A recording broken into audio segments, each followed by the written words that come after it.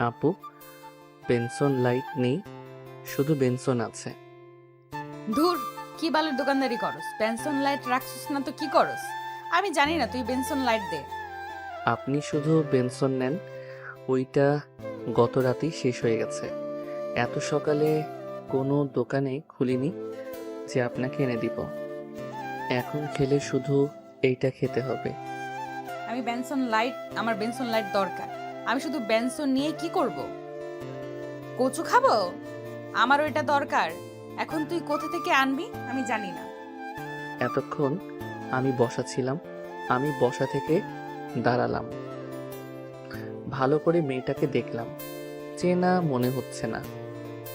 আর চিনবই বা কি করে? এই এলাকায় 1 সপ্তাহ হলো আসলাম। আমরা এখানে জায়গা কিনে বাড়ি করি, যেহেতু আমাদের দোকান এখানে। এই 1 সপ্তাহে আব্বার সাথে দোকানে বসে অনেক কিছু শিখলাম। আজকে খুব ভোরে আব্বা কি কাজে যেন ঢাকা গেছে, তাই আমি সকালে দোকান খুলে বসলাম। প্রচণ্ড কুয়াশায় একজন আরেকজনকে দেখা যাচ্ছে না। আব্বার সাথে ঘুম থেকে উঠে নামাজ পড়ে সোজা দোকানে চলে আসলাম।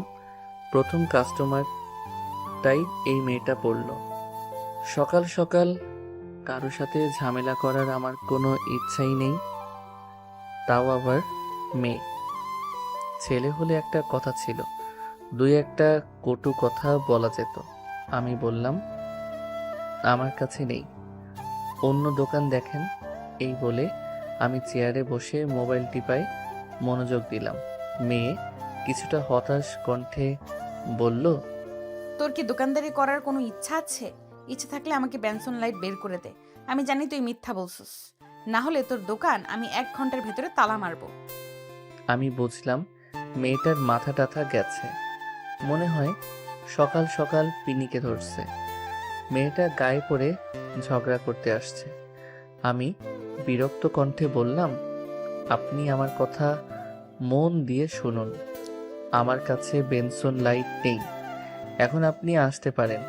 সকাল সকাল পাগল ছাগল কোথা থেকে যেন আসে, জানতো এখান থেকে। এরে, কি বলে ফেললাম! ধুর, যা বলার বলছি। মাথা গরম হয়ে যাচ্ছে। মেয়েটা রাগী লুক নিয়ে আমার দিকে তাকালো। আমি পাগল ছাগল? মেয়েটা আমার শার্টের কলার ধরে বলল, কোন দিক দিয়ে আমাকে পাগল ছাগল মনে হয়? আরে, কে আপনি? গায়ে হাত দিচ্ছেন কেন? কলার ছাড়েন। পাগল না হলে কে এই কাজ করতে পারে?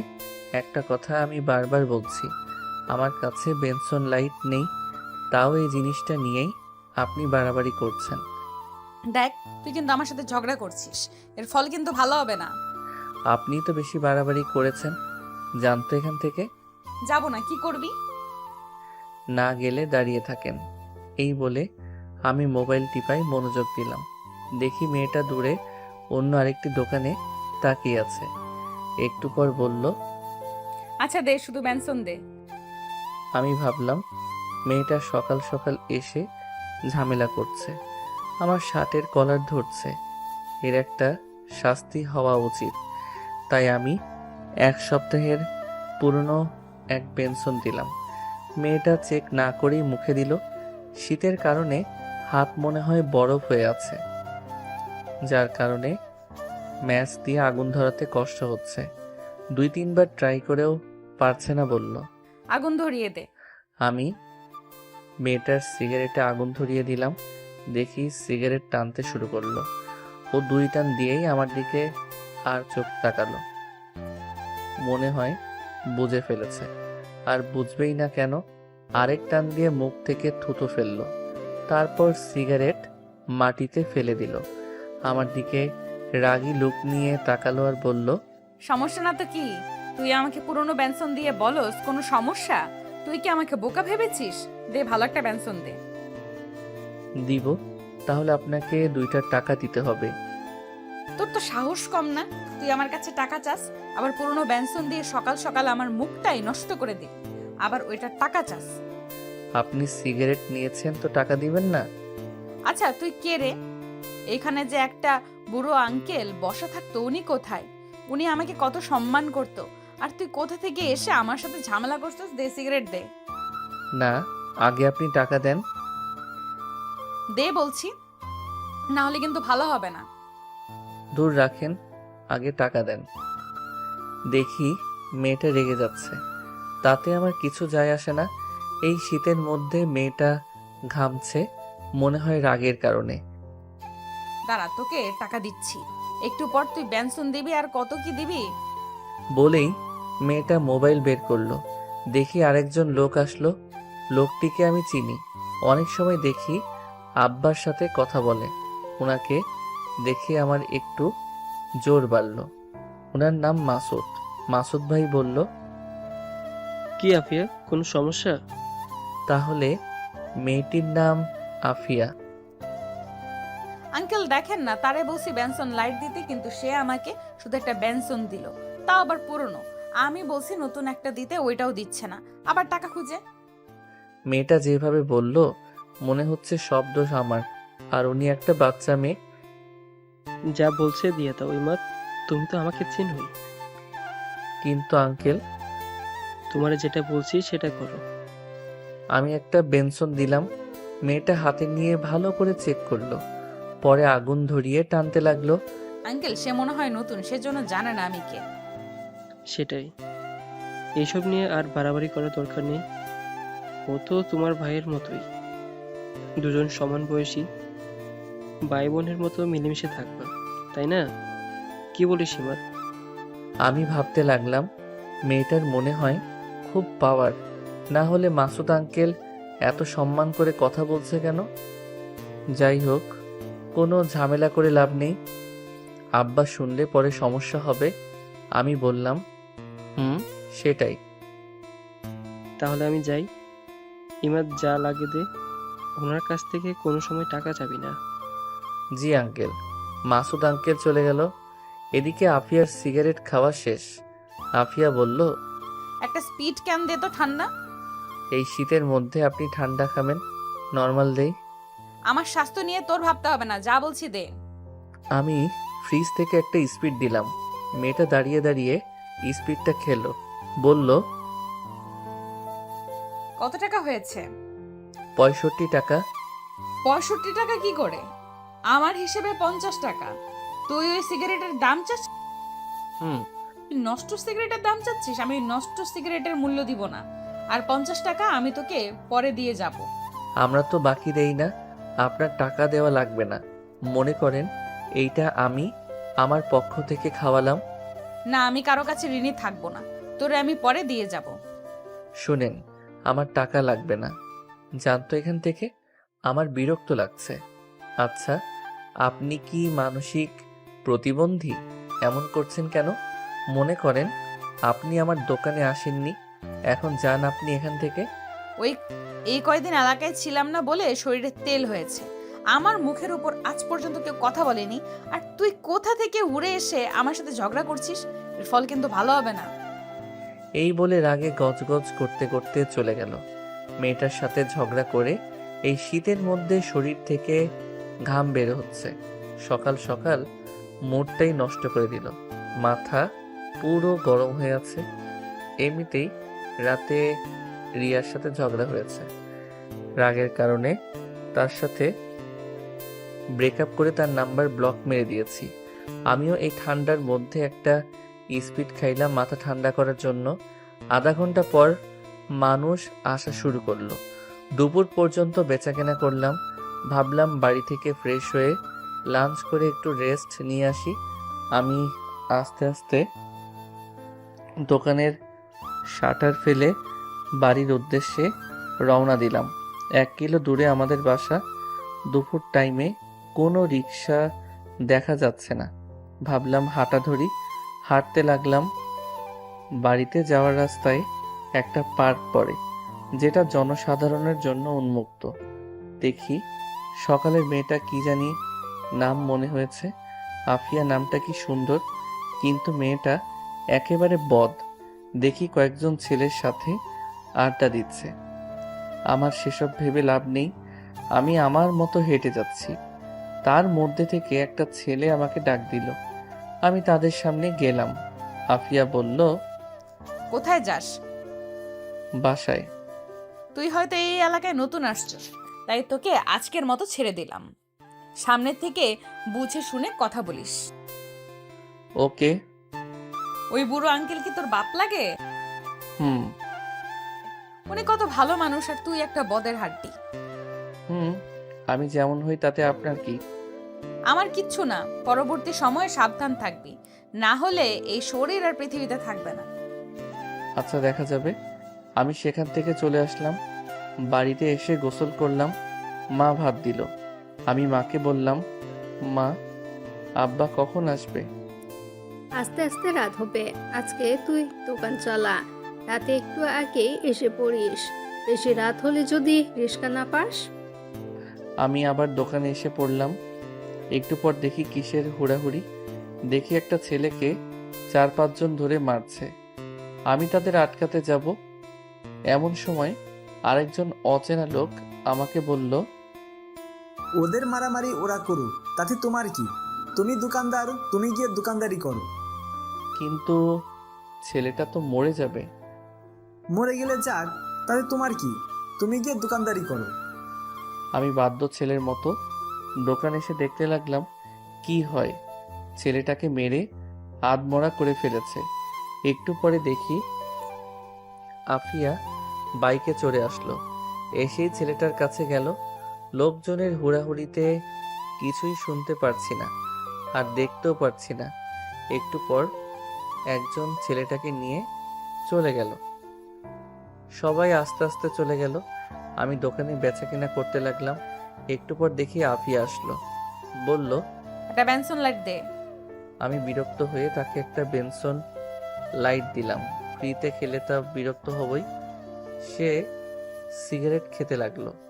আস্তে আস্তে দোকানের ভিড় কমলো। দেখি আফিয়া এসে দোকানের ভিতরে একটা বসার চেয়ারে এসে বসলো আর বলল, 1 কেজি আটা দে, 1 কেজি চিনি দে, 1 কেজি পেঁয়াজ দে, আর 1 হালি ডিম দে। আমি আফিয়ার মুখের দিকে তাকিয়ে রইলাম। তার চোখে চোখ রাখলাম। আমার ভয় করছে, এগুলো কি ফ্রিতে দিতে হবে নাকি? আফিয়ার চোখ, আমার চোখ একসাথে হলো। আফিয়ার কিছুটা লজ্জা পেয়ে চোখ নিচু করে ফেললো। তুই ভয় পাস না, এগুলোর জন্য আমি টাকা দিব। আমি মুখে হাসি এনে বললাম, ওকে। আমি আটা মাপা শুরু করলাম। এই ফাঁকে 2 জন ছেলে আসলো। এসে আফিয়ার সাথে কথা বলতে লাগলো। সেদিকে আমার কোনো খেয়ালই নেই। আমি আটা, পেঁয়াজ, ডিম, চিনি প্যাকেট করে সামনে দিলাম। আফিয়া তাদের সাথে অনেকক্ষণ কথা বলল। পরে 2 জন চলে গেল।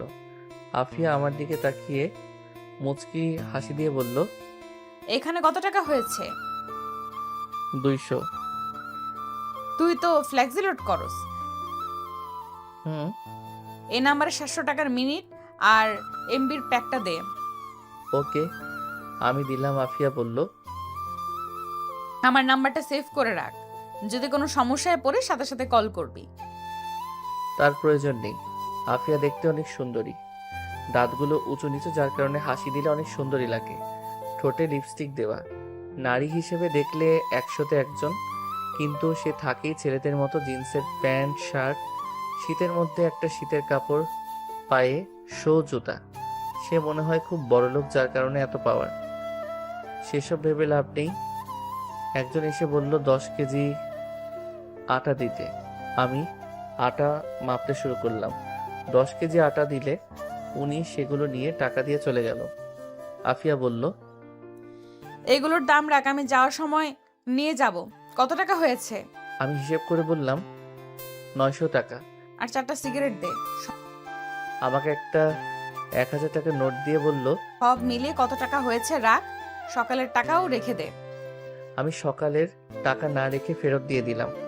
আফিয়া চলে গেল। আমি তার যাওয়ার রাস্তার দিকে তাকিয়ে রইলাম।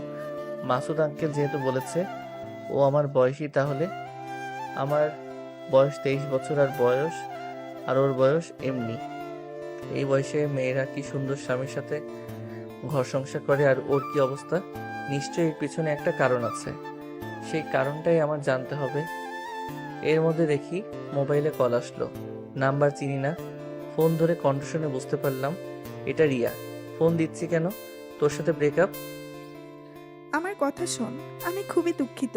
আসলে আমি বুঝতে পারিনি তোরে আমি ভালোবাসি ইমাদ। তোকে ছাড়া আমি বাঁচবো না।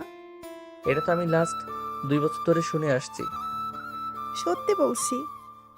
আমি তোরে পরে ফোন দিচ্ছি, এখন দোকানে আছি। আমি একাধারে রাত 10টা পর্যন্ত বেচা কেনা করলাম, কিন্তু মানুষ আসছেই। ভাবলাম চলে যাই, না হলে রিক্সা পাবো না। কিন্তু না, দোকান বন্ধ করতে করতে 11টা বেজে গেল। আমি আমি দেখি আফিয়ার প্যাকেট পড়ে রইল, সে এখনো আসেনি। ওর না আসলে নাই, এমনিতে দেরি হয়ে যাচ্ছে। সারাদিনের বেচার টাকা সাথে নিলাম, একা যাওয়ার রিস্ক। রিক্সা না পেলে দোকানে রাত কাটতে হবে। আশেপাশে তাকিয়ে দেখি কোনো রিক্সা নেই। মা অলরেডি 3বার ফোন দিয়ে ফেলেছে। এমন সময় দেখি আফিয়া কোথা থেকে জানি আসলো দৌড়ে।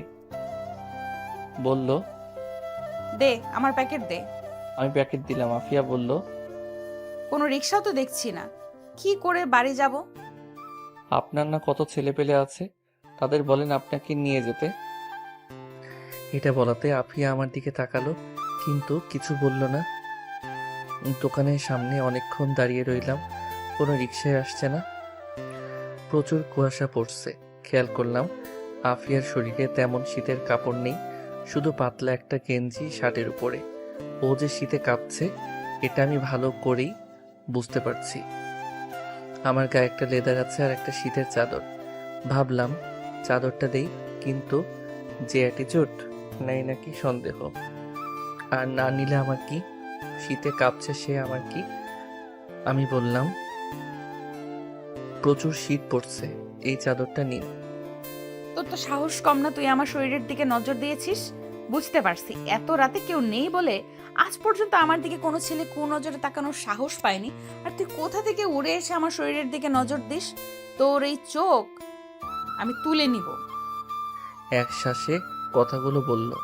আমি এমন কথা শুনে অবাক। উপকার করতে চাইলাম আর উল্টা বাঁশ দিয়ে দিল। দূর, এমন মেয়ের সাথে কথা বললে মুখ নষ্ট। যাহার নামে যাক, তাতে আমার কি? মা আবার কল দিল। পরিবারের একমাত্র ছেলে আমি, ছোট বোন আছে বিবাহিত। এখন বাড়িতে মা একা। মা বলল, আজকে আসবি নাকি? আসবো তো, কিন্তু কোনো গাড়ি পাচ্ছি না। আব্বা বাড়িতে আসলে বলল একটা আগাইতে। তোর আব্বা এখনো আসেনি, রাস্তায় আছে। কি করব এখন? তুই আস্তে আস্তে হাঁট, আমি আগাইতাছি। আমি হাঁটা ধরলাম। বাড়িতে যাওয়ার রাস্তা সোজা, চারপাশে বাড়িঘর আছে, জায়গায় জায়গায় ল্যাম্প পোস্ট। এরপরও কেন জানি ভয় করে, এলাকাটা নির্জন। খেয়াল করলাম আমার পিছনে আফিয়া হাঁটছে। মনে হয় কোনো উপায় না পেয়ে আমার পিছনে হাঁটা ধরছে। আমি দাঁড়িয়ে গেলাম, তার দিকে এগিয়ে গেলাম। আফিয়া বলল, আমার দিকে আসবি না, এর ফল কিন্তু ভালো হবে না। ভুলে যাস না, রাতের পর কিন্তু সকাল আসে। আমার শরীরে যদি টাচ করিস তাহলে সকালের ভোরের আলো দেখতে পাবি না। আমি তার কথা কান না নিয়ে তার সামনে গেলাম। শীতে কাঁপছে আর ভয়েও। আমি চাদরটা তার শরীরে পেঁচিয়ে দিলাম। ও তখন চোখ বন্ধ করে ফেলছে। বোধহয় ভাবছে আমি অন্য কিছু করব। বললাম, সব সময় অ্যাটিটিউড দেখানো ঠিক না। চাদরটা ভালো করে গায়ে দিন, ভালো লাগবে। আর পিছন পিছন না হেঁটে পাশাপাশি হাঁটুন। এই বলে আমি হাঁটা ধরলাম। একটু পর দেখি আফিয়া আমার পাশাপাশি হাঁটছে। চাদরটা শরীরে ভালো করে গায়ে দিল। হাঁটতে হাঁটতে অনেকটুকু চলে আসলাম। কোথা থেকে জানি এক কুকুর ঘেউ ঘেউ করে উঠল। আফিয়া ভয়ে আমার শরীরের উপর পড়ল। আমি তাকে ধরে ফেললাম। আফিয়া আমাকে ধরে রীতিমতো ভয় কাঁপছে। আমি বললাম, ভয়ের কিছু নেই, এটা কুকুর ছিল। আমি ভয় পাচ্ছি না। আপনি ভয় পাবেন কেন? আপনি তো অনেক সাহসী। এখন হাঁটেন। বামের গলির একটু সামনে আমার বাসা। আমরা আবার হাঁটতে শুরু করলাম। আফিয়া বলল, আমি তাকিয়ে দেখি অন্ধকার এক গলি, কিছুই দেখা যাচ্ছে না। যদি এদিকে যাই আফিয়া যদি আমার টাকা পয়সা সব কিছু রেখে দেয়, আমি ওইদিকে যাচ্ছি না। সে গিয়ে মরুক, তাতে আমার কিছু যায় আসে না। আবার মনে চাচ্ছে এগিয়ে দিয়ে আসি। মানবতার খাতিরে এইটুকু সাহায্য করাই যায়। আবার গেলে যদি টাকা পয়সা রেখে কি করব মাথা কাজ করছে না। আমি যাচ্ছি না। আফিয়া বলল। এইটুকু রাস্তায় এগিয়ে দে না, আমার সত্যিই খুব ভয় করছে। আমি আফিয়ার মুখের দিকে তাকালাম। দেখি সে সত্যি খুব ভয়ে আছে। মনে হয় করুণার দৃষ্টিতে বলছে। আমি ভাবলাম যাই এগিয়ে দিয়ে আসি। ওকে চলেন। আমি আফিয়ার পাশাপাশি হাঁটতে লাগলাম। আফিয়া আমার শরীরের সাথে লেগে লেগে হাঁটছে। কিছুক্ষণ হাঁটার পর আফিয়া বলল, এটা আমার বাসা, ভেতরে এসে বস। না, তার প্রয়োজন নেই, আরেকদিন আসবো। ধন্যবাদ তোকে। এই নে তোর চাদর। ওকে। আমি চাদর নিয়ে হাঁটা ধরলাম। তাড়াতাড়ি গলি থেকে বের হলাম। তারপর বাড়ির রাস্তায় হাঁটা ধরলাম। আরো অনেকটুকু পথ বাকি। এখন আমার নিজেরই ভয় করছে। দেখি সামনে থেকে একজন মহিলা আসছে। ভালো করে তাকিয়ে দেখি এটা মা। মাকে দেখে যেন আমার আত্মাটা শান্তি হলো। আমি আর মা একসাথে হাঁটতে লাগলাম। কিছুক্ষণ হাঁটার পর 4-5 জন ছেলে আমাদের ঘিরে ধরল। তাদের প্রত্যেকের মুখ মাফলার দিয়ে ঢাকা। একজন মুখোশধারী বলল, যা আছে সবকিছু দিয়ে দে। মা ভয় পেয়ে আমার পিছনে লুকালো। একজন এসে আমার পকেটে হাত দিতে লাগলো। আমি ছেলেটার হাতে ধরে ফেললাম। একজন পিছন থেকে চাপাতি বের করলো। মা ভয় পেয়ে বলল, যা আছে সবকিছু দিয়ে দে। আমি ছেলেটার হাত ছেড়ে দিলাম। ছেলেটা আমার পকেট থেকে মোবাইল নিয়ে গেল। আরেক পকেট থেকে দোকানের টাকা বের করলো। 20,000 টাকার মতো ছিল। ওইটা পেয়ে তারা চলে যেতে লাগলো। পিছন থেকে মোবাইল ঢিল দিয়ে সবগুলো দৌড়ে পালালো। মা সেখানে কাঁদা শুরু করলো। আমি মাকে উঠিয়ে বাড়িতে নিয়ে আসলাম। মা কেঁদে কেঁদে বলল, ওইখানে কত টাকা ছিল? 20,000। সব শেষ, আমাদের সব শেষ। আমার কিছু বলার নেই। যে চাপাতি বের করছিল একটা কোপ দিলে বাঁচার কোনো সম্ভাবনা নেই। আমি মাথায় হাত দিয়ে বসে রইলাম। সারাদিনের বেচা কেনা এক নিমিষেই শেষ। একটু পর আব্বা এলো। আমাদের এই অবস্থা দেখে আব্বা বলল, কি হয়েছে তোদের মুখের এই অবস্থা কেন? মা কেঁদে কেঁদে আব্বাকে সবকিছু বলল। আব্বা শুনে মাথায় হাত দিয়ে বসলো। বলল, আমার তোর আগে সতর্ক করা উচিত ছিল। আমার তোকে আগেই সতর্ক করা উচিত ছিল। আমি কিছু না বলে আমার রুমে চলে আসলাম। এসে শুয়ে রইলাম। ভাবতে লাগলাম এটা কে করলো। এই এলাকা চলে আফিয়ার কথায়। এলাকায় কিছু হলে সেটা অবশ্যই আফিয়া জানবে। তার মানে এই কাজ সম্পূর্ণ আফিয়ার। কিন্তু সে তো আমার সাথেই ছিল। ওকে তো আমি নিজেই বাড়িতে পৌঁছে দিলাম। সকালে গিয়ে আফিয়াকে জিজ্ঞেস করতে হবে। এমন সময় দেখি রিয়ার কল।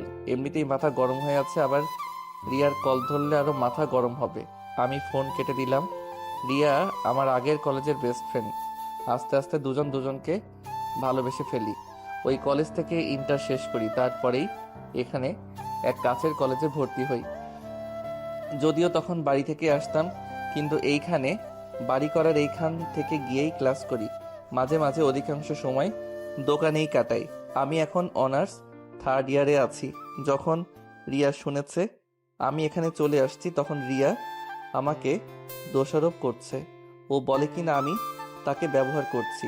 অথচ আজ পর্যন্ত আমি রিয়ার হাত ধরার সাহস পাইনি। মারে রিয়ার কথা বলছিলাম, কিন্তু মা তেমন গুরুত্বই দেয়নি। এর দ্বারা বোঝা যায় এসব আরো পরে হবে। একে তো এই এলাকাটা একদম নির্জন, মানুষগুলো কেমন যেন। খেয়াল করলাম কেউ কারোর সাথে প্রয়োজন ব্যতীত কথা বলে না। দোকানটা এক চৌরাস্তার মোড়ে পড়েছে। আরো 1-2টা দোকান আছে, তার মধ্যে থেকে আমাদের দোকানটাই বেশি বেচা কিনা হয়, কারণ আমাদের দোকানটা অনেক পুরাতন। দাদির মুখ থেকে শুনেছিলাম আব্বা প্রথমে এই দোকানের কর্মচারী ছিল। দোকানের মালিকের একমাত্র মেয়ে ছিল আমার মা, কিন্তু আমার নানা অকালে মৃত্যুবরণ করেন। যাওয়ার আগে আব্বাকে এই দোকান আর আমার মাকে দিয়ে যায়। পরে আব্বা মাকে বিয়ে করে বাড়িতে নিয়ে আসে। এত বছর নানার বাড়ি খালি পড়েছিল। দাদি মারা যাওয়ার পর আব্বা নানার বাড়ি আবার নতুন করে এবং আমরা এই জায়গায় চলে আসি। রাতে আর ঘুমাতে পারিনি। সকালে গেলাম আফিয়ার বাড়িতে, গিয়ে দরজায় টোকা দিলাম। কিছুক্ষণ পর আফিয়া দরজা খুলল। আফিয়া আমাকে দেখে অবাক হয়ে জিজ্ঞেস করলো, এত সকালে তুই? আফিয়া এই শীতের মধ্যে একটা হাতাকাটা গেঞ্জি পরা আর পাতলা একটা প্লাজো পরা, চুলগুলো উস্কো খুস্কো হয়ে আছে। আমাকে দেখে তাড়াতাড়ি ওড়না দিল গলায়। পায়ের দিকে তাকাতেই আমার সারা শরীরে শিরশির করে উঠল। পায়ের নখগুলো নেল পলিশ দেওয়া। আমি বললাম, আমার টাকা ফেরত দেন। কিসের টাকা? গতরাতে যে ছিনতাই করেছেন ওই টাকা। আফিয়া যেন আসমান থেকে পড়ল, বলল, আমি কি করে তোর টাকা ছিনতাই করতে পারি? তুই তো আমাকে এখানে দিয়ে গেলি, আমি কেন তোর টাকা নিতে যাব? এলাকায় কিছু হলে সবকিছুই আপনি জানেন, আপনি সব সমাধান করেন। আমার 20,000 টাকা ছিনতাই হয়েছে গতরাতে আপনাকে দিয়ে বাড়ি যাওয়ার সময়। এখন আপনি বলছেন আপনি কিছুই জানেন না। আজ পর্যন্ত আমাকে এই অপবাদ দেওয়ার কেউ সাহস পায়নি। আমার সাথে কথা বলতে এলে 10 বার ভেবে নেয়। একটা ফোন দিলে তুই আমার ঘর থেকে জীবিত বের হতে পারবি না। গত রাতে একটু উপকার করেছিস বলে এই ভেবে নিস না আমি তোকে হেল্প করব। গত রাতে উপকার করেছিস বলে এখনো তোকে কিছু বলিনি। চুপচাপ এখান থেকে চলে যা। যাবই তো, আমি কি এখানে থাকবো নাকি? মনে রাখেন, এই টাকা নিয়ে আপনারা শান্তি মতো মরতেও পারবেন না। তোর নাম জানি কি? মোহাম্মদ ইমাদ। ইমাদ, তোরে লাস্ট ওয়ার্নিং দিচ্ছি, আর একটা কথা না বলে এখান থেকে চলে যা। আমি তার বাসা থেকে চলে আসলাম। খেয়াল করলাম ওর বাসায় শুধু ও একা, তার কি মা বাবা কেউ নাই? আমি নিশ্চিত টাকাটা সেই নিছে। আমি মুখটা কালো করে সেখান থেকে চলে আসলাম। বাড়িতে এসে নাস্তা করে গিয়ে দোকান খুললাম। আব্বা গতকাল সারাদিন অনেক কাজে ব্যস্ত ছিল। পরে আবার রাতে এই খবর শুনে আব্বার অবস্থা ভালো না, তাই আমাকে বলছে দোকান খুলতে। বোনটারে বলছে বাড়িতে আসতে। আমি দুপুর পর্যন্ত দোকানে বসে বাড়িতে আসলাম। আব্বা গিয়ে দোকান খুললো। আমি বিকালের দিকে দোকানে গেলাম। সন্ধ্যার কিছুক্ষণ পর আব্বা বাড়িতে চলে গেল। আমাকে বলল আগেই বাড়ি চলে যেতে। আমি 9টা পর্যন্ত দোকানে বসে আস্তে আস্তে দোকান গোছাইতে শুরু করলাম। কেন জানি মনে হলো রিয়াকে কল দেই। আমি দিলাম, কল ধরলো। কেমন আছো? ভালো, তুমি? কি বলবা বলো। আমার ভালো লাগে না কিছু। আমি তোর বাড়ি চলে আসব। পাগল নাকি? এখানে আসলে কি লাভ হবে? আমি কিছু জানি না, আমি আসতেছি। দেখো, পাগলামি করিস না। এখানে জায়গাটা ভালো না, এখানে আসিস না। আসবো না তো কি করব? অলরেডি আমাকে দেখতে আসছে। আমি এখানে কোনোভাবেই থাকবো না। এখন আমি কি করব? মারে তোর কথা বলছিলাম, কিন্তু মা কোনো পাত্তাই দিচ্ছে না। বলছে এখন এগুলো কিছু হবে না, আরো পরে। পরে পরে করতে করতে তো আমার বিয়ে হয়ে যাবে। তুই কি আমাকে সত্যিই ভালোবাসিস? দেখি আফিয়া এসে দোকানে দাঁড়ালো। ভালোবাসি। তাহলে তোর ভেতরে কোনো ফিলিংস নাই কেন? আমি যে তোর জীবন থেকে চলে যাচ্ছি সেটা তোর খেয়াল আছে? আছে। তাহলে আগামীকালের মধ্যে কিছু একটা কর। আচ্ছা দেখি। আমি ফোন কেটে আফিয়াকে বললাম, আপনি আমার দোকানে আইসেন না, আপনাকে দেখলেই আমার রাগ ওঠে। তুই বেশি বেড়ে গেছিস। তোরে কিছু উত্তম মধ্যম না দিলে শান্ত হবি না। তারা এখনই ফোন করছি। চোরের মুখে বড় গলা। কি? তুই আবার বল। তোর সাহস তো বেড়ে গেছে। ফোন দিব। দেখেন, আমি কাউকে ভয় পাই না। এখন আপনার যেটা মনে চাই করেন, আর নেক্সট টাইম আমার দোকানের আশেপাশে আসবেন না। ওকে, দেখা যাবে। আমি দোকান বন্ধ করে রিক্সা দিয়ে বাড়ি চলে আসলাম।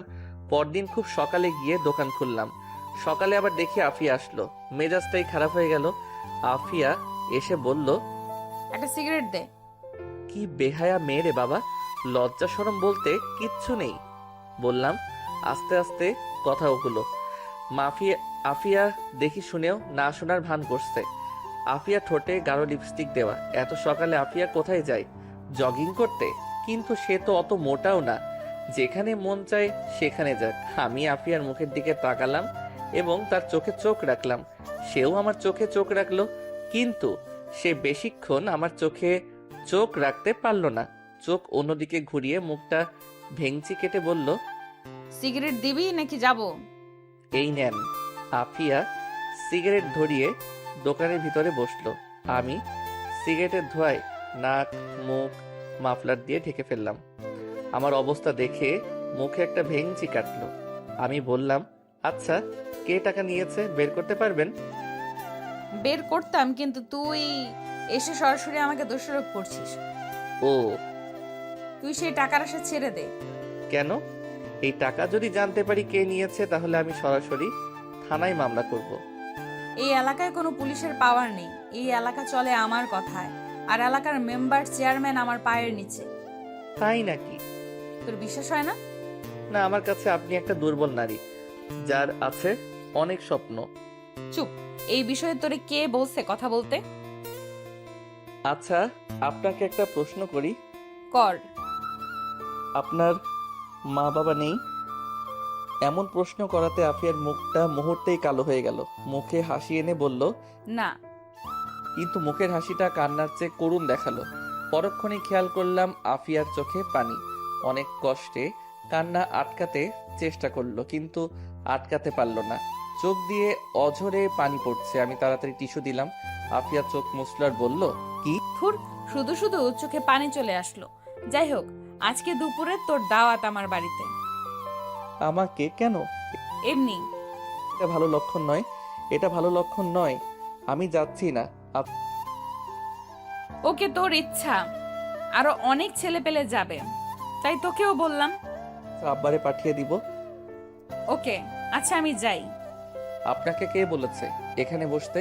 আফিয়া মুখটা ভেঙচি দিয়ে চলে গেল। আমি ভাবলাম টাকা তো দিল না, পরে রেখে দিব। আফিয়ার বুকে অনেক জমানো কষ্ট লুকিয়ে আছে। সেসব দেখে আমার কি? ও একটা বখাটে মেয়ে, কত ছেলের সাথে শুয়েছে কে জানে। যত সব ফালতু মেয়ে। পরক্ষণেই রিয়ার কথা মনে পড়ল। আজকেই মার সাথে কথা বলতে হবে। রিয়াকে আমি হারাতে পারবো না। ওকে আমি সত্যিই অনেক ভালোবাসি। এখন মার সাথে কথা বলে আজকেই একটা সিদ্ধান্ত নিতে হবে। কিছুক্ষণ পর আব্বা আসলো। আমি বাড়ি চলে আসতে লাগলাম। ওই পার্কের একটা বেঞ্চে গিয়ে বসলাম। রিয়াকে কল করলাম। দ্বিতীয়বার ট্রাই করলে ফোন ধরলো। এতক্ষণ লাগে ফোন ধরতে? রান্নাঘরে ছিলাম। কি রান্না করছো? আমি মাঝে মাঝে রাগের কারণে রিয়াকে তুই করে বলি। রিয়াও আমাকে তুই করে বলে, কিন্তু অধিকাংশ সময় আমরা তুমি করে কথা বলি। ভর্তা খাবা? হুম? তাড়াতাড়ি আমাকে নিয়ে যাও, তোমাকে সারা জীবন আদর করে ভর্তা খাওয়াবো। সেটাই করব। তোমার মারে বলছো? কি বলছে? এখনো বলিনি। যদি তোমার মা না করে? কিছু তো একটা করব, তুমি কোনো টেনশন করো না। ওকে। এখন ভিডিও কল দাও, তোমাকে দেখতে ইচ্ছে করছে। ওকে। রিয়া ভিডিও কল দিল। রিয়াকে দেখে আমার মনটা শান্তি হলো। আমি বললাম, এক কাজ করো, আজকে সেজেগুজে ভিডিও কল দাও। না। কেন? আমাকে নিয়ে যাও, পরে তুমি যতবার বলবে ততবার সাজবো। আচ্ছা। ফোন রাখি, মা আসছে। এই বলে রিয়া ফোন রেখে দিল। দেখি কুয়াশা কেটে যাচ্ছে। সূর্য কুয়াশায় পাহাড় ভেঙে একটু একটু উকি দিচ্ছে। সকালের রৌদ্র এসে আমার শরীরে পড়ল। শরীরের মধ্যে এক অসাধারণ অনুভূতি কাজ করলো। মন চাচ্ছে না এখান থেকে উঠে যেতে। দেখি আফিয়া পার্কের ভিতরে ঢুকলো। তাকে দেখেই মুডটা অফ হয়ে গেল। ও কি সারাদিন পুরো এলাকায় ঘুরে বেড়ায়? আমাকে দেখে আমার এখানে আসলো আর বলল, কি মিস্টার দোকানদার, এখানে কি? কিছু না, এমন মিষ্টি রোদ মিস করতে পারি, তাই চলে আসলাম। ভালো। আচ্ছা, আপনি তো অতটা মোটা না, কিসের জগিং করেন আপনি? সকালে আমি ঘুমাতে পারিনি, তাই বাইরে বের হই। সকালে ঠান্ডা ফ্রেশ বাতাস আমি কোনোভাবেই মিস করতে পারি না। যেদিন আমি মিস করি দিনটা এতই খারাপ যায় তা বলে বোঝাতে পারবো না। এটা ভালো। এই অভ্যাসটা আমার আব্বার ছিল। প্রতিদিন সকালে আমাকে সাথে নিয়ে বের হতো, তাই ছোটবেলা থেকেই আমার এই অভ্যাস। ভালো, ফ্রেশ বাতাস নেন, আমি যাই। এই বলে আমি উঠে বাড়ি চলে আসলাম। এসে নাস্তা করলাম। নাস্তা করে ভাবলাম যাই, মার সাথে রিয়ার ব্যাপারে আলোচনা করা যাক। মারই রাজি করাতে পারলেই হবে। আমি মার ঘরে গিয়ে টোকা দিলাম। মা বলল ভিতরে আসতে। মা বলল কি হয়েছে? একটা কথা ছিল। বল। এটা রিয়ার ব্যাপারে। কোন রিয়ার ব্যাপারে? তোমারে বলছিলাম না, একটা মেয়ের ব্যাপারে। আমার ক্লাসমেট ছিল রিয়া। মা তার বাড়িতে একটু কথা বলে দেখবা। কিসের জন্য? মেয়েটাকে বাড়ি থেকে বিয়ের জন্য চাপ দিচ্ছে, কিন্তু ও আমাকে চায়। এখন কি বলবো? ও তোকে চায় তো আমি কি করব? এসব প্রেম ভালোবাসায় আমি এক বিন্দু পরিমাণ বিশ্বাস করি না। এগুলো সেকেন্ডের ব্যাপার। এই আছে এই নেই। আর সে আবেগের ঠেলায় বলেছে তোকে ভালোবাসে। তোর থেকে ভালো কোনো ছেলে পা এক মুহূর্তও লাগবে না তোকে ভুলতে। আমার দায়িত্ব আমি পালন করি, ওকে আমি ভালোবাসি মা। এখন আমি তাকে চাই। কোন মুখে তুই এই কথা বলিস? তুই মাত্র পড়াশোনা করছিস। চাকরি হোক পরে চিন্তা ভাবনা করবো নে। যেই একটা দোকান আছে ওইটার কোনো নিশ্চয়তা নেই, কোন সময় জানি কি হয়ে যায়। দেখছিস না ওই দিন টাকাটা কিভাবে কেড়ে নিয়েছে? আর যদি দোকান এভাবে কেড়ে নেয় তখন কি করবি? পরে তো পথে বসতে হবে। তোর বাবার পাপে ধরেছিল এই জায়গায় দোকান চালাইতে। বাড়ির আশেপাশে যেন জায়গায় ছিল না। এই এলাকাটা একদম ভালো না। এই এলাকা ভালো মানুষের জন্য না। তো মা কিছু তো একটা করো। ওর বাড়িতে বলে কিছুদিন সময় তো নিয়ে যাক। নিলাম সময়, পরে কি হবে? মেয়ের বয়স কত? 20-22 হবে। পরে চিন্তা করে এখন সময় নেওয়া ঠিক হবে? পরে কি হবে কেউ জানে না। শুধু শুধু মেয়েটাকে বসিয়ে লাভ আছে? তুই তোর মতো থাক, ও ওর মতো থাক। কোন মুখে তুমি এই কথা বলো? আর যদি আব্বা তোমাকে এই কথা বলে তুমি নিতে পারবে? তুমি কিছু একটা করো, আমি তাকে চাই। ও আমার মুখের দিকে তাকিয়ে আছে। এখন আমার টেনশন দিস না। কিছুদিন পর ফাতিমার ডেলিভারি। ফাতিমা আমার ছোট বোনের নাম। কিন্তু মা, আমি কোন মুখে মেয়ের বাড়িতে কথা বলবো? আমাদের কিছু আছে না আছে, জায়গা সম্পত্তি আছে, ভালো গাড়ি, কোনো মতে দিন চলছে। এর মাঝে তুই কি করে এই কথা বলতে পারিস? টাইম নাও। রিয়া রাজি আছে। আমাদের টাইম দেওয়ার জন্য ওরা বসে আছে না। অন্তত বলে তো দেখতে পারি। আচ্ছা দেখি তোর আব্বারে পাঠাইতে পারি কিনা। আচ্ছা, এই বলে আমি চলে আসলাম। আমি হাড়ে হাড়ে বুঝতে পারছি মার বিন্দু পরিমাণ ইচ্ছা নেই। আমি রিয়াকে কি করে বলবো? যেদিন আব্বা যাবে ওই দিন রিয়াকে বলবো। রাতে দেখি রিয়া সেজেগুজে ছবি পাঠালো। আমি তখন দোকানে। আমি ফোন দিলাম, কিন্তু মেসেজ দিয়ে বলল ফোন না দিতে। পরক্ষণে অফলাইনে চলে গেল। 3 দিন পর ডেট ঠিক হলো, আব্বা যাবে তাদের বাড়িতে। আশ্চর্যের বিষয় হলো 3 দিনে একবারও রিয়াকে ফোনে পেলাম না, অনলাইনে আসলো না। অবশেষে রিয়ার মার মোবাইলে কল দিলাম। তখন রিয়া কল ধরলো। কণ্ঠ চিনে বুঝতে পারলাম। আমি বললাম তোমারে তো কল দিয়ে পাই না। আমার মোবাইল মা নিয়ে গেছে। মার বাটন মোবাইল আমার কাছে। আজকে আব্বা যাচ্ছে তোমাদের বাড়িতে। কিন্তু কিন্তু কি? আমাকে এসে দেখে গেছে এক সম্বন্ধ, এমনকি বিয়ের তারিখ ঠিক করে গেছে। কি বলো? তুমি বলো নাই আমার কথা? বলছি, কিন্তু কেউ আমার কথা কানে নেয়নি। আচ্ছা, তোমার আব্বা আসুক, আমি তার আব্বার সাথে চলে আসবো। না, আমি ফ্যামিলির উপরে যেতে পারবো না। আচ্ছা, তোমার আব্বা আসুক, দেখি কি করতে পারি। আচ্ছা। আমি সারা দিন দোকানে থেকে রাতে বাড়ি গেলাম। দেখি আব্বা বাড়িতে। মার মুখের অবস্থা ভালো না। আমি বললাম কি হয়েছে? আমি কত করে বলছিলাম এখন এগুলোর প্রয়োজন নেই। তোর আব্বা সেখানে গিয়ে অপমানিত হয়ে আসছে। তাকে বিয়ে করার জন্য সরকারি চাকুরিজীবী ছেলে বসে আছে এবং অলরেডি ডেট তারিখ ঠিক করে ফেলেছে। মেয়েটা আমার সাথে চলে আসতে যাচ্ছিল, কিন্তু আমি অনেক কষ্টে বুঝিয়ে রেখে আসছে। আমি বলার মতো কিছুই খুঁজে পেলাম না। আমি বাইরে বের হয়ে রিয়াকে কল করলাম। রিয়াকে আমাকে ভিডিও কল দিল। দেখি রিয়া কাঁদছে। রিয়া বলল, না আমি তোমাকে ছাড়া থাকতে পারবো না। আমি তোমার বাড়িতে চলে আসছি। তোমার বাসার ঠিকানা দাও। এই ভুল করিস না। কেন? তুমি আমাকে চাও না? অবশ্যই চাই। তাহলে এমন কথা বলো কেন? আজ পর্যন্ত তোমার হাতটা পর্যন্ত ধরিনি। ভাবছিলাম বিয়ের পর একেবারে তোর হাত ধরবো, কিন্তু দেখি এখন আর সেটা সম্ভব না। তোর এই কোনো ইচ্ছে নেই আমাকে পাবার। এই বলে রিয়া শিশুর মতো কাঁদতে লাগলো। অজান্তে আমার চোখ দিয়ে পানি বের হয়ে পড়লো। আমার ভিতরটা কষ্টে পড়ে যাচ্ছে। তাড়াতাড়ি তোর বাসার ঠিকানা দে, আমি আগামীকাল আসছি। পরে তুই যা করার করিস। আচ্ছা। আমি তোর হাতটা একটি বারের জন্য ধরতে চাই। আমি একটি বারের জন্য তোকে অনুভব করতে চাই। এই বলে রিয়া কাঁদতে লাগলো।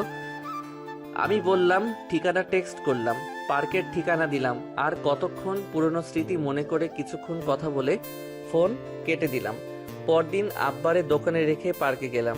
গিয়ে রিয়ার জন্য অপেক্ষা করতে লাগলাম। দেখি আফিয়া পার্কে আসলো কয়েকজন ছেলে পেলে নিয়ে। তাকে দেখেই মেজাজটা বিগড়ে যায়। তারা দূরের এক বেঞ্চে বসে কথা বলতে লাগলো। একসময় দেখি আফিয়া একটা ছেলেকে চড় দিল। চড় খেয়ে ছেলেটা মাটিতে পড়ে গেল। আফিয়া ছেলেটিকে আরো কি কি জানি বলল। দেখি রিয়া রিক্সা থেকে নেমে পার্কের ভিতরে প্রবেশ করলো। আমি ইশারা দিলাম। রিয়া আমার কাছে আসলো। এসে আমাকে জড়িয়ে ধরলো, ফুপিয়ে কেঁদে উঠলো। আমি তার পিঠে হাত রেখে সান্ত্বনা দিতে লাগলাম। আমি রিয়াকে আমার পাশে বসালাম। রিয়া আমার হাতে হাত ধরলো, আমার কাঁধে মাথা রেখে কাঁদতে লাগলো। রিয়া বলল, আমি তোমাকে হারাতে চাই না। আমিও। চলো না এখন গিয়ে বিয়ে করে ফেলি, পরেরটা পরে হবে।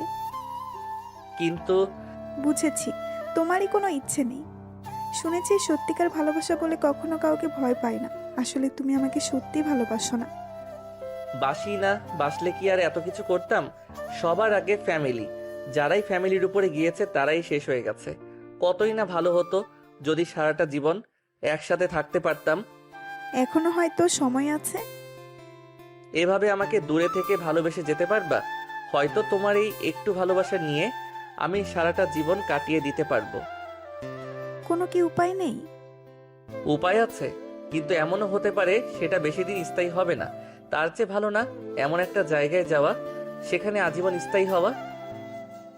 কিন্তু তুমি প্রমিস করো, আজীবন তুমি আমার সাথে সম্পর্ক রাখবা, আমাকে ভুলবা না কোনোদিন। কথা দিলাম, তোমার সাথে আজীবন যোগাযোগ রাখবো। মনে করবা আমি তোমার পাশে আছি সব সময়। মনে আছে আমরা দুজন প্রেমে পড়ার আগে কি রকম ছিলাম? ঠিক সেরকম ভাবে আমাদের সারাটা জীবন কাটিয়ে দিব। ওকে, তুমি কোন মেয়েকে বিয়ে করবা সেটা আমি সিদ্ধান্ত নিব। আমার পছন্দ, তোমার পছন্দ। আচ্ছা, এখন একটু হাসো। তোমার হাসিটা অনেক দিন ধরে মিস করছি। রিয়া একটা মুচকি হাসি দিল। দূর থেকে যতই বলতাম রিয়া আমাকে দোষারোপ করত আর কোনো অঘটন ঘটিয়ে ফেলতো। কাছে থেকে বুঝিয়ে বলাতেও কিরকম মেনে নিল। এমন নয় যে আমি রিয়াকে ভালোবাসি না। ধরলাম আমি রিয়াকে বিয়ে করলাম তার ফ্যামিলিকে না জানিয়ে। এক্ষেত্রে রিয়ার কোনো অস্তিত্ব থাকবে না। কোনোদিন শখ করেও নিজের বাপের বাড়ির নাম বলতে পারবে না। যার কোনো অস্তিত্বই নেই, তার আবার কিসের স্বপ্ন সুখ? কিছুদিন পর আমি হয়ে যাব তার কাছে নরক। তার চেয়ে ভালো না দূর থেকে দুজনকে ভালোবেসে যাব। আমাদের এরকম মিশিয়ে বসাতে আফিয়া প্রশ্নবোধক মুখ নিয়ে আমাদের কাছে আসলো। বলল, কি মিস্টার দোকানদার, গার্লফ্রেন্ড নাকি? হুম। কিন্তু তোমরা এইভাবে মিশিয়ে বসে আছো কেন? এটা তো পাবলিক প্লেস। আসলে আপু, কিছুদিন বাদে আমার বিয়ে। দুর্ভাগ্যবশত আমার বিয়েটা ইমাদের সাথে হচ্ছে না, তাই ইমাদকে লাস্ট বিদায় জানাতে এসেছি। ভালো, তোমরা দুজন একটু ভিন্ন টাইপের। আপু কি রকম? আমি যতটুকু জানি, কোনো ছেলের গার্লফ্রেন্ড এর বিবাহ হলে তাদের বিচ্ছেদের সময় একজন আরেকজনকে গালাগালি, মারামারি, হ্যানত্যান কত কিছু, এমনকি একজন আরেকজনকে খুনও করে ফেলে। আর তোমরা দুজন কি সুন্দর হাসি মুখে দুজন দুজনকে বিদায় দিচ্ছ। হয়তো এর মধ্যেও কোনো কল্যাণ আছে। জি আপু।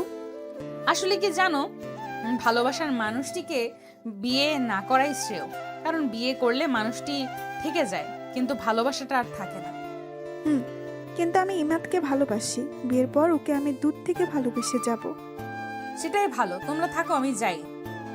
হুম। আফিয়া চলে গেল। আমি বললাম, চলো মার সাথে দেখা করে যাবে। চলো। আমি রিয়াকে বাসায় এনে মার সাথে পরিচয় করিয়ে দিলাম। কি আজব, মার সাথে সেকেন্ডের মধ্যে মিশুক হয়ে গেল। কি কথা লাগিয়ে দিল। যাওয়ার সময় রিয়া মার কাছ থেকে দোয়া চাইলো। পরে দোকানে নিয়ে আসলাম। আব্বার কাছে থেকে বিদায় নিয়ে দোয়া চাইলো। পরে বাস স্টেশনে নিয়ে গেলাম। শেষমেশে বিদায় রিয়া কেঁদে দিল, আমাকে জড়িয়ে ধরে রাখলো। বাসে উঠিয়ে দিয়ে দোকানে চলে আসলাম। ইচ্ছা করে রিয়ার বিয়ের তারিখটা জানি নাই, কারণ ওই দিনটায় কষ্ট হতো বেশি। এখন মনে হবে রিয়া এখনো আমার জন্য ওয়েট করছে। কষ্ট দূর করার জন্য যতটা সম্ভব রিয়াকে ভুলে থাকাই ভালো। দোকানে আসলে আব্বা বাড়ি চলে গেল। সন্ধ্যা ছুঁই ছুঁই। সন্ধ্যার সময় দেখি কুয়াশা পড়া শুরু করছে। তাড়াতাড়ি বাড়ি চলে যাই। এভাবে অনেক দিন চলে গেল। বিয়ের 1 সপ্তাহ পর রিয়া তার স্বামীর সাথে আমার পরিচয় করিয়ে দিল। তার স্বামীও খুব মিশুক। অল্প কথাতেই দুজন বন্ধুর মতো হয়ে গেলাম। মাঝে মাঝে আমাকে ফোন দিয়ে রিয়া কি পছন্দ করে কি অপছন্দ করে এটা সেটা জিজ্ঞেস করে। মানে তাদের সংসার ভালোই চলছিল, এটা দেখে আমি খুব খুশি। কিন্তু আমার মনের ভিতর একটা চিনচিন কষ্ট বাড়ি দেয়, কারণ রিয়াকে নিজের মতো করে পেলাম না। হয়তো রিয়া সেটা আমার চোখে দেখতে পায়। দেখলেই আর কি লাভ। ভাবলাম রিয়ার সাথে আর কোনো সম্পর্ক রাখা যাবে না। তার সাথে কথা বললেই পুরনো স্মৃতি মনে হয়। তখন ভিতর থেকে চাপা কান্না চলে আসে। আস্তে আস্তে রিয়ার কল ইগনোর করতে লাগলাম। এভাবে মাসখানেক চলে গেল।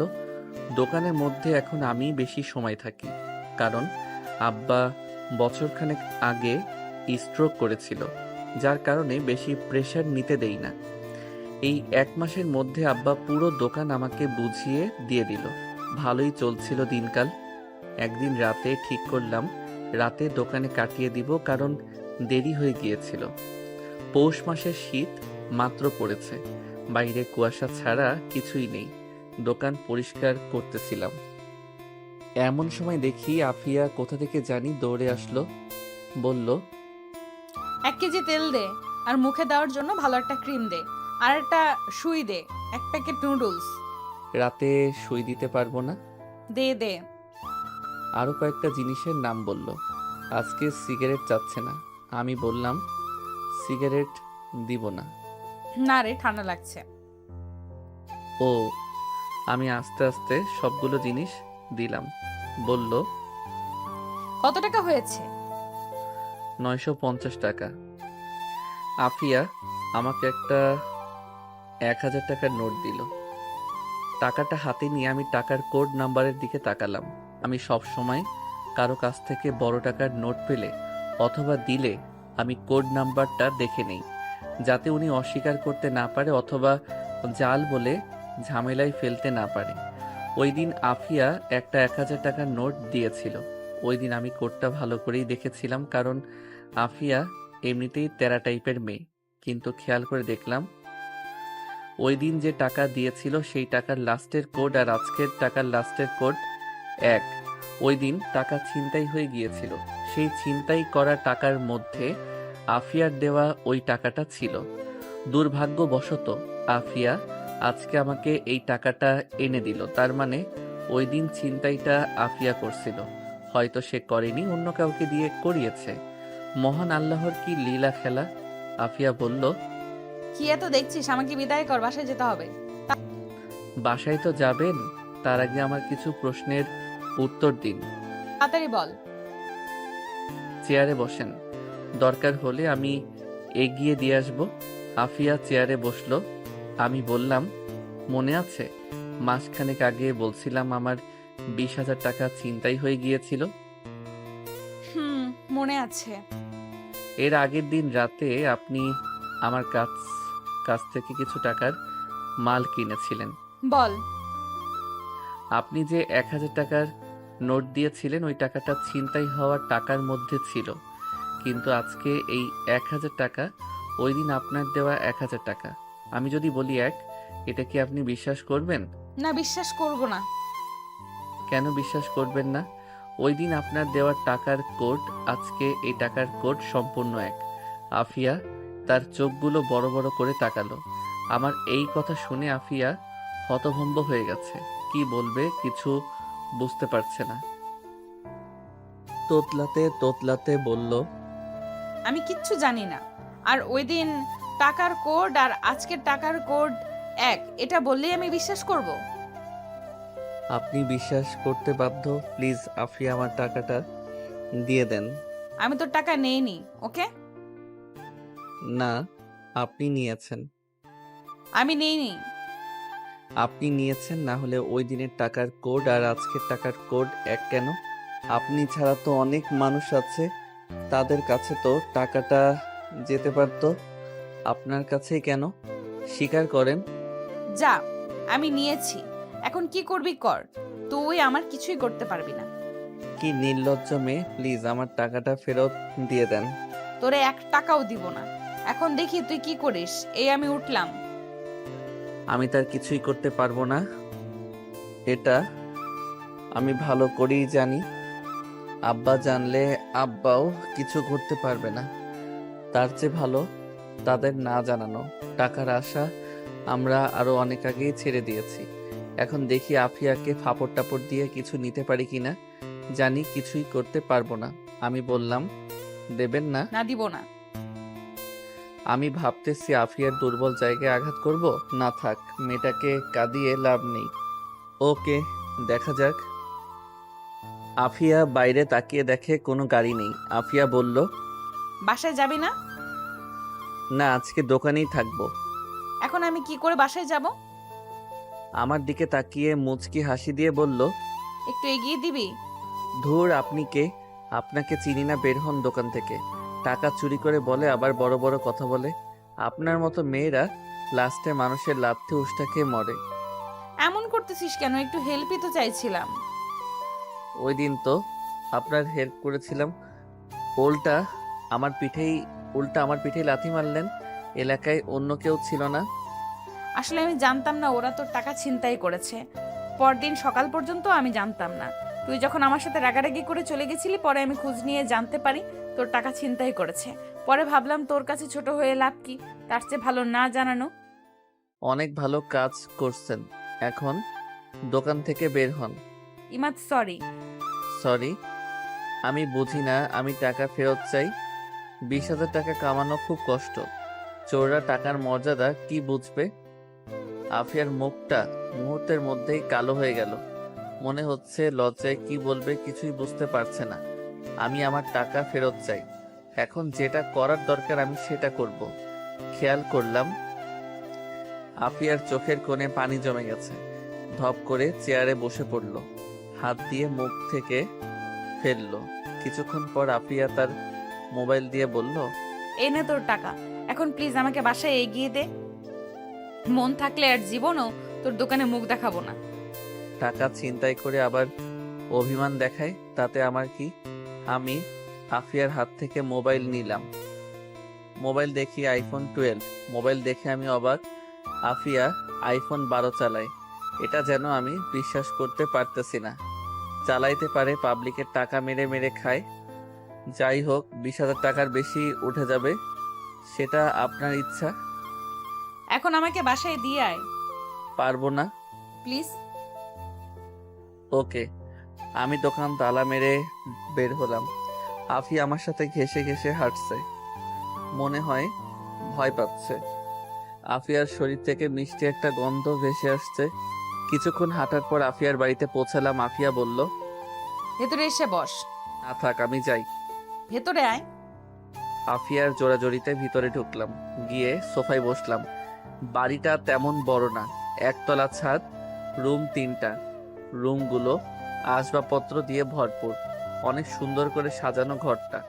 কিছুক্ষণ বসে রইলাম, খেয়াল করলাম আফিয়া রান্নাঘরে যেন কি করছে, খাওয়ার জন্য কিছু তৈরি করছে। খিদাও লাগছে।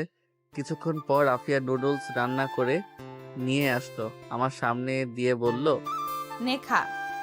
খাবো না। আরে খা, আমার সাথে তোর ঝামেলা মিটমাট, এখন তাড়াতাড়ি খেয়ে নে। ওকে। আমি নুডলস খাওয়া শুরু করলাম, মুখে দিয়ে আমি যেন আকাশ থেকে পড়লাম। এত স্বাদ, এত স্বাদ কি করে হতে পারে? আমার খাওয়া সব থেকে বেস্ট নুডলস। আমি এক প্লেট খেয়ে আরেকটু নিলাম, নুডলস খেয়ে পানি খেলাম, ভাবলাম একটু প্রশংসা করি।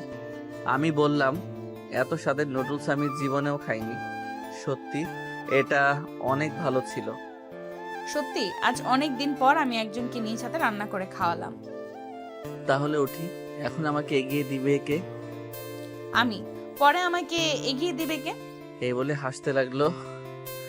আমি বললাম, তাহলে যাই। সাবধানে যাইস। হুম।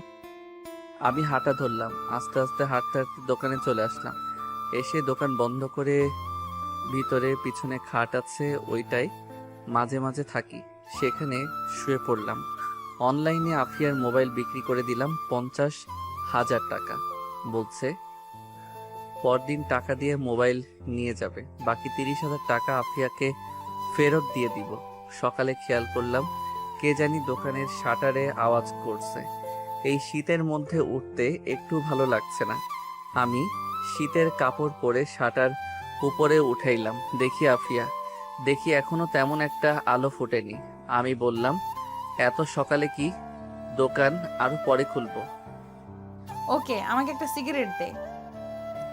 আপনার না ঠান্ডা লাগছে? একটু খেয়ে ফেলে দেব। ওকে। আমি একটা বেনসন লাইট দিলাম, বললাম, এখন যান, আমি একটু পরে দোকান খুলবো। না, এখন বের হ, আমার সাথে জগিং করবি। আমার এত ঠেকা পড়ছে না, আপনার মনে চাইলে আপনি যান। না, তুই আমার সাথে যাবি। না, যাব না। না, তুই যাবি। এই বলে আমাকে আফিয়া শার্টের কলার ধরে দোকান থেকে বের করলো। বলল, দোকান তালা মার। আমি দোকান তালা মেরে আফিয়ার পাশাপাশি হাঁটতে লাগলাম। আফিয়া সিগারেট ফেলে দিল, বলল, তুই সিগারেট খাস না? না। ভালো। আফিয়া হাঁটতে হাঁটতে নদীর পাড়ে নিয়ে আসলো। কুয়াশার কারণে কিছু দেখা যাচ্ছে না। আমি বললাম, এত শীতের মাঝে কি জন্য নিয়ে আসলেন? কি আরামের ঘুমের মধ্যে ছিলাম। আমার আজান দেওয়ার আগেই ঘুম ভেঙে যায়, পরে আর ঘুম ধরে না, তাই বাইরে চলে আসি। আপনার জগিং করার কি দরকার? আপনার তো স্লিম ফিগার, মানে একদম পারফেক্ট। থুর, তুই যে কি বলিস, চল ওই দিকটায় যাই। হুম, চলেন। আমি আর আফিয়া কিছুক্ষণ হাঁটাহাঁটি করে দোকানে চলে আসলাম। আফিয়া বাড়িতে চলে গেল, আমি দোকান খুলে বসলাম। কিছুক্ষণ পর আব্বা আসলো, আমি বাড়িতে চলে আসলাম। এসে খাওয়া দাওয়া করে আবার দোকানে যেতে লাগলাম রিক্সা দিয়ে। আফিয়ার বাড়ির রাস্তায় মোড়ে এসে দেখি আফিয়া দাঁড়িয়ে আছে। আমাকে দেখে থামতে বলল। রিক্সা থামালো। আফিয়া বলল, মামা আমিও যাব। আরে আপনি কি করে উঠবেন? ভাই, আপনি অন্য রিক্সা নিয়ে চলে যান। আফা যেখানে যাবে আমি দিয়ে আসি। আরে কি বলেন? আমাকে দোকানে দিয়ে আসেন? আফিয়া হেসে বলল, সুবিধা নেই, আমরা শেয়ার করে বসছি। আরে না, আপনিই যান, আমি অন্য রিক্সা দিয়ে আসছি। চুপচাপ বস, আমার হাত ধর। এই বলে আফিয়া তার হাত বাড়ালো। আমি অনিচ্ছা সত্ত্বেও আফিয়ার হাত ধরে টান দিয়ে আমার পাশে বসালাম। আমাদের দুজনকে এভাবে দেখে মানুষ আর চোখে তাকাতে লাগলো। আমি লজ্জায় মুখ ঢেকে ফেললাম। কিছুক্ষণের মধ্যেই দোকানে পৌঁছালাম। দুপুরের খাবার নিয়ে এসেছি। আমি আসলে আব্বা চলে গেল। আফিয়া আরো আগেই নেমে গিয়েছে। ঘন্টা খানেক পর দেখি আফিয়া আমার দোকানের পাশে দাঁড়িয়ে কয়েকটি ছেলের সাথে কথা বলছে। তার মধ্যে দোকানে একটা মেয়ে কাস্টমার আসলো, বলল, একটা নাম্বার লিখুন, 0175245। থাক, এখনকার যুগে ফ্লেক্স লোড করে শান্তি পায় না। একটা মিনিট কার্ড দেন। মানে? নাম্বার দিলে পরে আবার এই নাম্বারে ফোন দিয়ে জ্বালাতন করবে। আপনাদের মতো ছেলেদের আমার চেনাই আছে। আপনারা সুন্দর মেয়ে দেখলেই মাথা ঠিক থাকে না। দেন, মিনিট কার্ড দেন।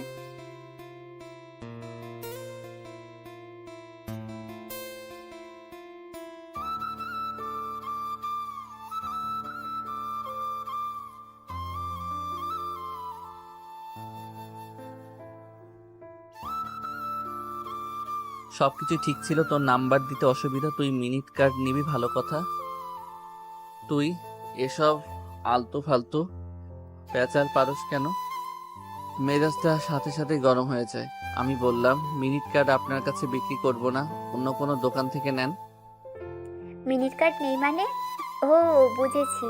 আমার নাম্বারটা চাস, সেটা তুই আমাকে সরাসরি বললে চলতো।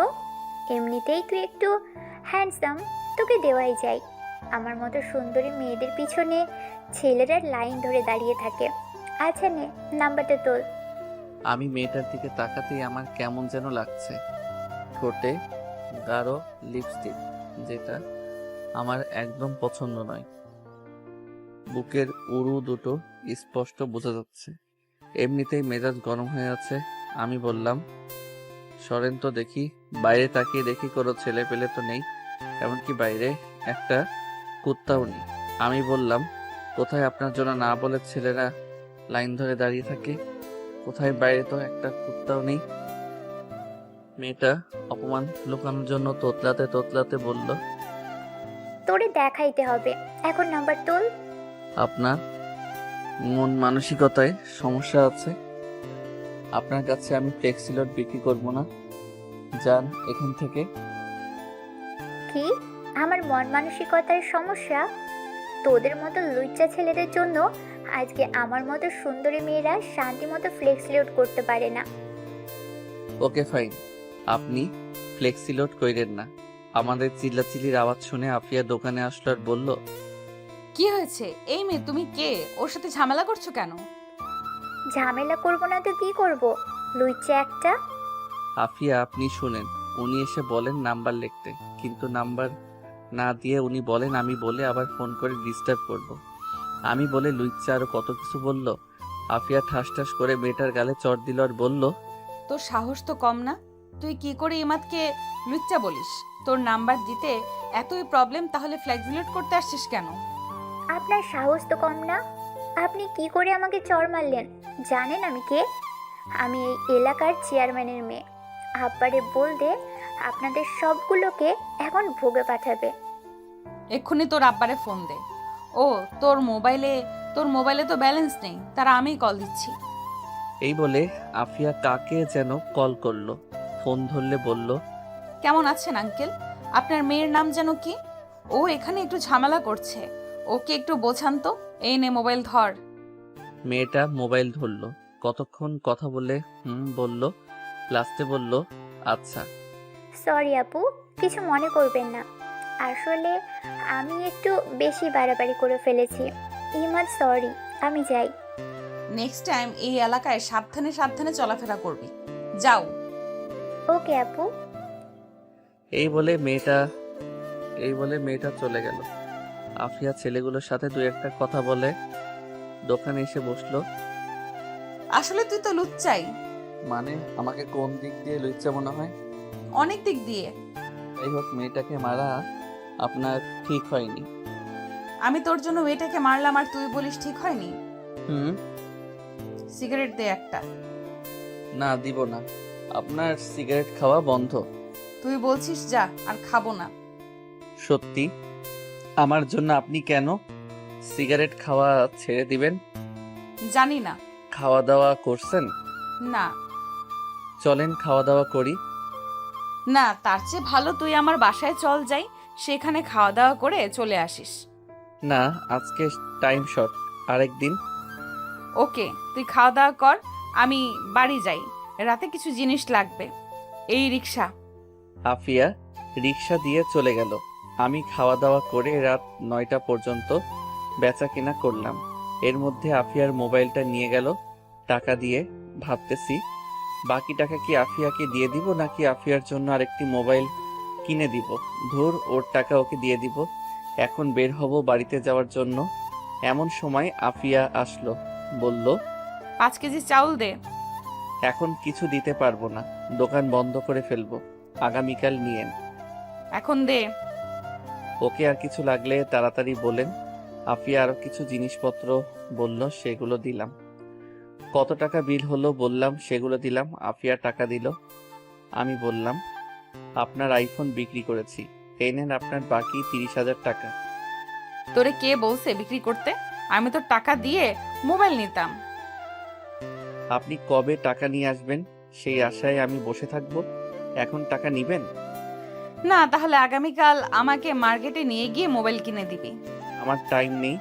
ধরেন আপনার টাকা, এখন কি করবেন আপনি জানেন। তুই আমাকে নিয়ে যাবি, এটা আমার পরিষ্কার কথা। আচ্ছা দেখি। আমি তাড়াতাড়ি দোকান থেকে বের হলাম, কারণ বাইরে একটা রিক্সা দাঁড় করিয়ে রাখছিলাম। আমি আগে গিয়ে রিক্সায় উঠে পড়লাম। আফিয়া বলল, আমি এত কিছু নিয়ে কি করে যাব? আপনি থাকেন, আমাকে দিয়ে আপনাকে নিয়ে যাবে। কি অকৃতজ্ঞ ছেলে রে তুই! একটা মেয়েকে তুই এইভাবে ফেলে চলে যাবি? এর চেয়ে বেশি আর কি বা করতে পারি। তুই জানিস তোর যে এখন এখান থেকে হেঁটে যেতে হবে? জানি। তাহলে চল একসাথে শেয়ার করে যাই। না, আপনি যান, আমি পরে আসছি। এই বলে আমি রিক্সা থেকে নেমে গেলাম। আফিয়ার জিনিসপত্রগুলো উঠালাম। আফিয়া রিক্সায় উঠে বসলো। আফিয়া বলল, উঠবি নাকি চলে যাব? মামা ওকে নামিয়ে দিয়ে আবার এখানে আসবেন। রিক্সা আর এখানে আসবে না, মন চাইলে উঠ, না হলে হেঁটে আয়। আমি জানি আফিয়া যেটা বলবে রিক্সাওয়ালা সেটাই শুনবে। আমি বাধ্য হয়ে আফিয়ার পাশে বসলাম। রিক্সা চলা শুরু করলো। আফিয়া আমার সাথে আরো ঘেঁষে বসলো। বলল, অনেক শীত, আরো ঘেঁষে বস, তাহলে শীত লাগবে না। আপনার পাশে বসলেই এমনিতেই শরীর গরম হয়ে যায়। আফিয়া আমার হাতের মধ্যে নিজের নরম উষ্ণ হাতটা রাখলো। আমি আফিয়ার দিকে তাকালাম। চারদিকে অন্ধকার। আফিয়া আমার হাত শক্ত করে ধরে আমার সাথে আরো ঘেঁষে বসলো। আমি কিছুই বুঝতে পারছি না, কিন্তু একটা জিনিস বুঝতে পারছি। আফিয়া তার ভিতরের কষ্টগুলো অনুভূতির মাধ্যমে জানান দিতে চাচ্ছে। আমি আমার হাতটা সরিয়ে নিলাম। কিছুক্ষণের মধ্যেই আফিয়ার বাড়ির সামনে চলে আসলো। আফিয়া নেমে গেল, আমিও বাড়িতে চলে আসলাম। পরদিন খুব সকাল বেলা দোকানে আসছি। পথের মধ্যে আফিয়ার সাথে দেখা। আমি ভাবলাম, এ কোন ঝামেলায় পড়লাম। যেদিকে তাকাই সেদিকেই আফিয়া। সেই কেন আমার সামনে পড়ে? ওর কি কোনো মেয়ে বান্ধবী নাই? শুধু ছেলেদের মতো বাইরে ঘুরে বেড়ায়। অন্য দিক দিয়ে ওরে দেখলে ভালোই লাগে। ভাবতাছি প্রেমে পড়ে গেলাম নাকি। আফিয়া আমাকে দেখে বলল, কিরে, এত সকালে কোথায় যাস?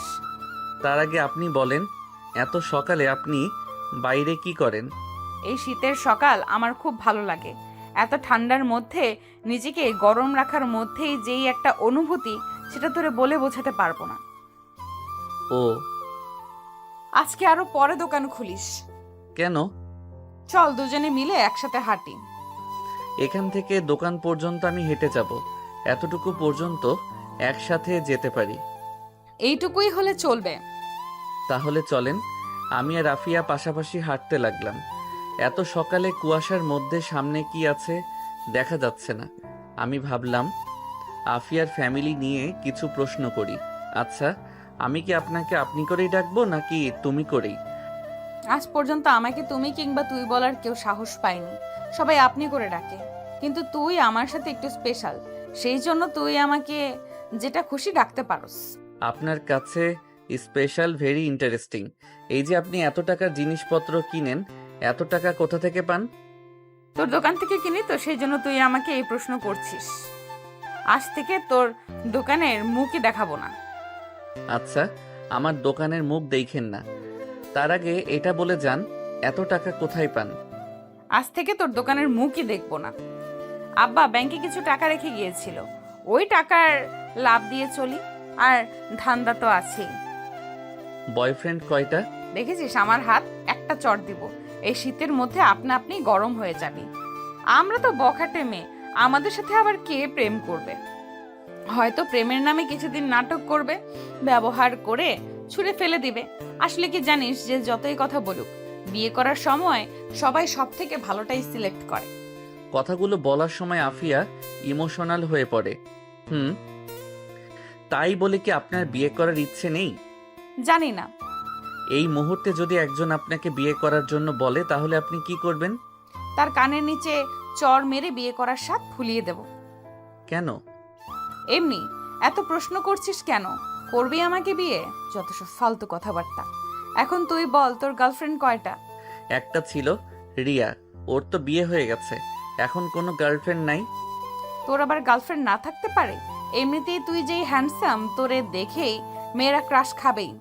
খাই তো, আপনাকে দেখে আর খেতে পারি না। ওকে, যদি তোর সাথে কোনো মেয়েকে দেখি, মনে করবি তুই মেয়েটাকে জীবনের লাস্ট বার দেখলি। আমি আফিয়ার কানে কানে গিয়ে বললাম, যদি ওই মেয়েটা তুমি হও। এই বলে আমি জোরে হেঁটে দোকানে চলে আসলাম। পিছনে তাকিয়ে দেখি আফিয়া তখনও সেখানে ঠাই দাঁড়িয়ে রইল। হয়তো এটা নিজের কানে বিশ্বাস করতে পারছে না। আফিয়ার জন্য আমার ভিতরে ভিতরে একটা ফিলিংস কাজ করত। তার সাথে বেশি চলাফেরা করি সেজন্য নাকি ও সবসময় আমার চোখের সামনে থাকে সেজন্য। আমি জানি না, কিন্তু ওকে কেন জানি আমার মন চায়। হয়তো আমি তার প্রেমে পড়ে গেছি, কিন্তু একটা বখাটে মেয়ের প্রেমে পড়লাম। বখাটে হয়তো কি হয়েছে, মেয়ে তো, এখন আমার নিজেরই করে নিতে হবে। আর আমি কোনো সময় আমার ভালোবাসার কথা বলবো না, কারণ ও তো বখাটে মেয়ে।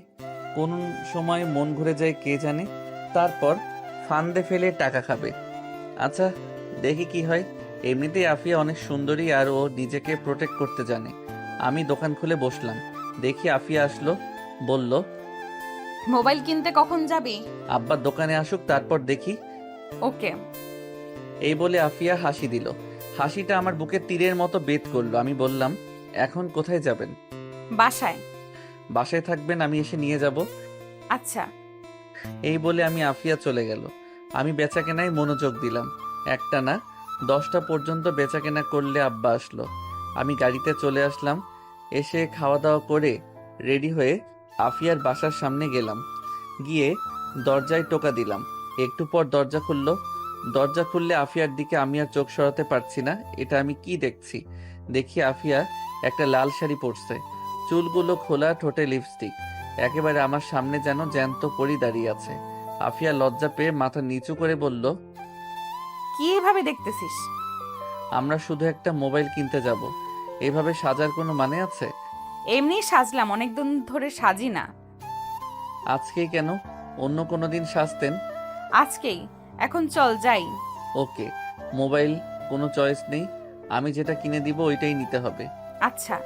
আফিয়া আর আমি একসাথে হেঁটে রাস্তায় আসলাম। ওইখান থেকে রিক্সা নিয়ে দুজনে এক রিক্সায় উঠলাম। উঠে মার্কেটের উদ্দেশ্যে রওনা দিলাম। মার্কেট যে এলাকায় থাকি এর বাইরে অন্য এলাকায় পড়ছে। মার্কেটে গিয়ে পছন্দ মতো একটা মোবাইল পছন্দ করে আফিয়াকে দিলাম। আফিয়া সেটা সাদরে বরণ করলো। আফিয়া চেষ্টা করলো আমাকে কোনো রেস্টুরেন্টে ঢোকাতে, কিন্তু আমি দোকানের কথা বলে কেটে পড়ি। রিক্সা নিয়ে আসছি, দেখি 2-1টা ছেলে আমাদের রিক্সা আটকালো। ছেলেটা বলল, কেমন আছেন আফিয়া আপু? ভালো। তোরা কেমন? আপনি আমাদের দিকে তাকান না, কি করে ভালো থাকবো? অন্য একটা ছেলে বলল, কি আপু, নতুন ফাদার নাকি? মানে? কিরে, রাতে কত দিস? আমাদের তো টাকা পয়সা আছে, আমাদেরও মন চায় করতে। ইদানিং দেখছি আফিয়া আপু সুন্দরী হচ্ছে। মানে? আমি রিক্সা থেকে নেমে একটাকে কষিয়ে চড় দিলাম, আরেকটা আমাকে মারতে আসলো। আমি তাকেও কষিয়ে চড় দিলাম। দুজনে চড় খেয়ে আমাকে বকতে লাগলো। আমি বললাম, ওই মামা রিক্সা টান দেন। আমি গিয়ে রিক্সায় উঠলাম। রিক্সায় উঠলে আফিয়া কাঁদতে লাগলো, বলল, আমি কি করছিলাম তাদের? এত খারাপ কথা কি করে বলতে পারলো? ওরা ওদের কথা বলছে, তুমি তাদের কথায় কান দিও না। না, ওদের একটা শিক্ষা দিতেই হবে। এই বলে কাকে জানি কল করলো। কিছুক্ষণ কথা বলল, বুঝলাম ও ছেলে দুটোকে ধরে আনতে বলছে। আফিয়া বলল, জানিস, কেউ কাকে সম্মান করে না, সবার কাছ থেকে সম্মান আদায় করে নিতে হয়। আরে তেমন কিছু না, রাগ করার দরকার নেই। আজ থেকে আমি আর তোর সামনে আসবো না। যদি তোর যোগ্য হতে পারবো, যেদিন তোর যোগ্য হতে পারবো সেদিন তোর সামনে আসবো। উল্টা আমি তো তোমার যোগ্য না। খারাপের দিক দিয়ে তুই আমার যোগ্য না, কিন্তু ভালোর দিক দিয়ে আমি তোর যোগ্য না। এসব যোগ্য টোগ্য বাদ দাও। হুম। তুমি বাড়িতে চলে যাও, আমি দোকানে যাই। ওকে। আমি দোকানের আগে নামলাম যাতে আব্বা না দেখে। আফিয়া চলে গেল। আমি দোকানে আসলে আব্বা চলে গেল। আমি এক হোটেলে খেয়ে দোকানে বসলাম। সন্ধ্যার দিকে দেখি আফিয়া ওই 2 ছেলেকে ধরে আমার দোকানের সামনে আনলো, সাথে 20 থেকে 30 জন ছেলে। আফিয়ার আগে গজগজ করছে, মনে হচ্ছে এই দুটোকে মেরেই ফেলবে। আফিয়া বলল, বল তোদের আমি কি করেছিলাম? এরকম খারাপ মন্তব্য কেন করছিস? সরি আপু, ভুল হয়ে গেছে, আর জীবনেও এমন হবে না। এখন যেটা করছিস সেটার কি হবে? প্লিজ আপু, মাফ করে দিন। না, তোদের কোনো মাফ নেই। ইমাদ আমার ভাতার। ওই কুত্তার বাচ্চারে কোন দিক দিয়ে ভাতার মনে হয়? আমার সাথে রাত কাটাতে চাস? এটা বলার সাথে সাথেই আফিয়ার পক্ষের এক ছেলে ওই ছেলে দুটোর মুখে লাথি মারল। বলল, তুই কোন মুখ দিয়ে কথা বের করছিস? এখন পর্যন্ত আমরা আপুর দিকে তাকিয়ে কোনো কথা বলার সাহস পাই নাই, আর তোদের কি সাহস? আপু, এদের আমি কোনোভাবেই মাফ করতে পারলাম না। আমি বুঝতে পারলাম ওদের চোখে প্রতিশোধের আগুন জ্বলতেছে, যে কোনো সময় ছেলে দুটাকে মেরে ফেলতে পারে। আমি বললাম, ভাই শুনেন, আফিয়া আপু শুনেন, ওরা দুজন হয়তো না জেনে ভুলে ফেলছে। আমি খেয়াল করছিলাম তখন তারা দুজন নেশার মধ্যে ছিল, তাই হয়তো ভুলভাল বলেছিল। থাক আপু, মাফ করে দেন। না, ওকে কোনোভাবেই মাফ করব না। ও দুজন জানতো আমি কে, জেনে শুনে ও আমাকে খারাপ মন্তব্য করছে। এই ওদের আমার সাথে রাত কাটানোর স্বাদ মিটিয়ে দে। এটা বলার সাথে সাথে কয়েকজন ছেলে ওদের ধরলো। একজন ছেলে তার কোমরের বেল্ট খুললো। বুঝলাম এখন তাদের বেদম পেটাবে। আমি বললাম, আপু হয়তো তারা ভুল করে ফেলেছে নেশার কারণে, থাক এইবারের মতো মাফ করে দেন। দেখি একজন ছেলে তাদের দুজনকে বেদম পেটাচ্ছে। আফিয়া বলল, থাম, এইবারের মতো তাদের দুজনকে মাফ করে দে, আর সাবধান করে দে ওই এলাকার প্রত্যেকটা ছেলেকে, যারা তারা সাবধানে চলাফেরা করে। আর এরা দুজন সামনে পড়লেই মায়ের হবে। আমি ইমাদের কথায় তোদের মাফ করে দিলাম। যা তোরা দুজন। যাওয়ার সময় ছেলে দুটোকে যে যা পারে কিল চর লাথি দিয়ে দিল। আফিয়া সবার উদ্দেশ্যে বলল, রাকিব কোথায়? পিছন থেকে এক ছেলে বলল, বোধহয় সেই রাকিব। সব জি আপু, বলেন। জিনিয়া কে রে? কুদ্দুস চাচার মেয়ে। তোদের মধ্যে কি চলছে? তেমন কিছু না। জিনিয়াকে বিয়ে করবি? আজকে জিনিয়ার আব্বা আমার কাছে আসছে, তোর কথা বলছে বিয়েটা ঠিক করে দিতে। সমস্যাটা কি? কোনো সমস্যা নেই, কিছু টাকার শর্ট পড়ে। কত? 50,000। আসলে আপু, কুদ্দুস চাচার একমাত্র মেয়ে, তাই চাচ্ছে একটু আয়োজন করে বিয়েটা দিতে, কিন্তু টাকার কারণে হচ্ছে না। তোর তো আব্বা নেই। না আপু। এই তোদের প্রত্যেকের মানিব্যাগে হাত দে, দে যত পারিস দে। সবাই টাকা দিল, কেউ 1000, কেউ 500, কেউ 300, যে যত পারলো দিল। আফিয়া আমার দিকে তাকালো আর বলল, তুই কিছু দে, থাক তোরটা আমিই দিয়ে দিচ্ছি। না দাঁড়ান, আমি 1000 টাকা দিলাম। সবার কাছ থেকে টাকা নিয়ে সামনে আরো 2 দোকান আছে, সেখান থেকে টাকা উঠালো। সব টাকা রাকিবের হাতে দিয়ে বলল, এখন গুনার দরকার নেই, 1 সপ্তাহের মধ্যে বিয়ের তারিখ ঠিক করে সবাইকে দাওয়াত দিবি, কেউ যাতে বাদ না পড়ে। এটা যদি না হয় আমাকে জানাবি। ওকে। আর এ হলো ইমাদ, আজকে থেকে ও আমাদেরই একজন। সবাই তাকে সম্মান করবি, সবাই তার সাথে হ্যান্ডশেক কর। আস্তে সবাই হ্যান্ডশেক করে চলে গেল। সব শেষে আফিয়া হাত বাড়ালো। আমি বললাম, না আপনার সাথে হ্যান্ডশেক করব না। কেন? এমনি মনে চায় না। আফিয়া দোকানের ভিতরে এসে বলল, একটা ঠান্ডা দে। আর কোন দিক দিয়ে আমাকে তোর আপু মনে হয়? সবাই আপনাকে সম্মান করে আপু আপু বলে ডাকে। এখন আপনাকে সবার সামনে আপু না বললে অন্যরকম দেখায় না? এই শীতের মধ্যে ঠান্ডা খাওয়ার দরকার নেই।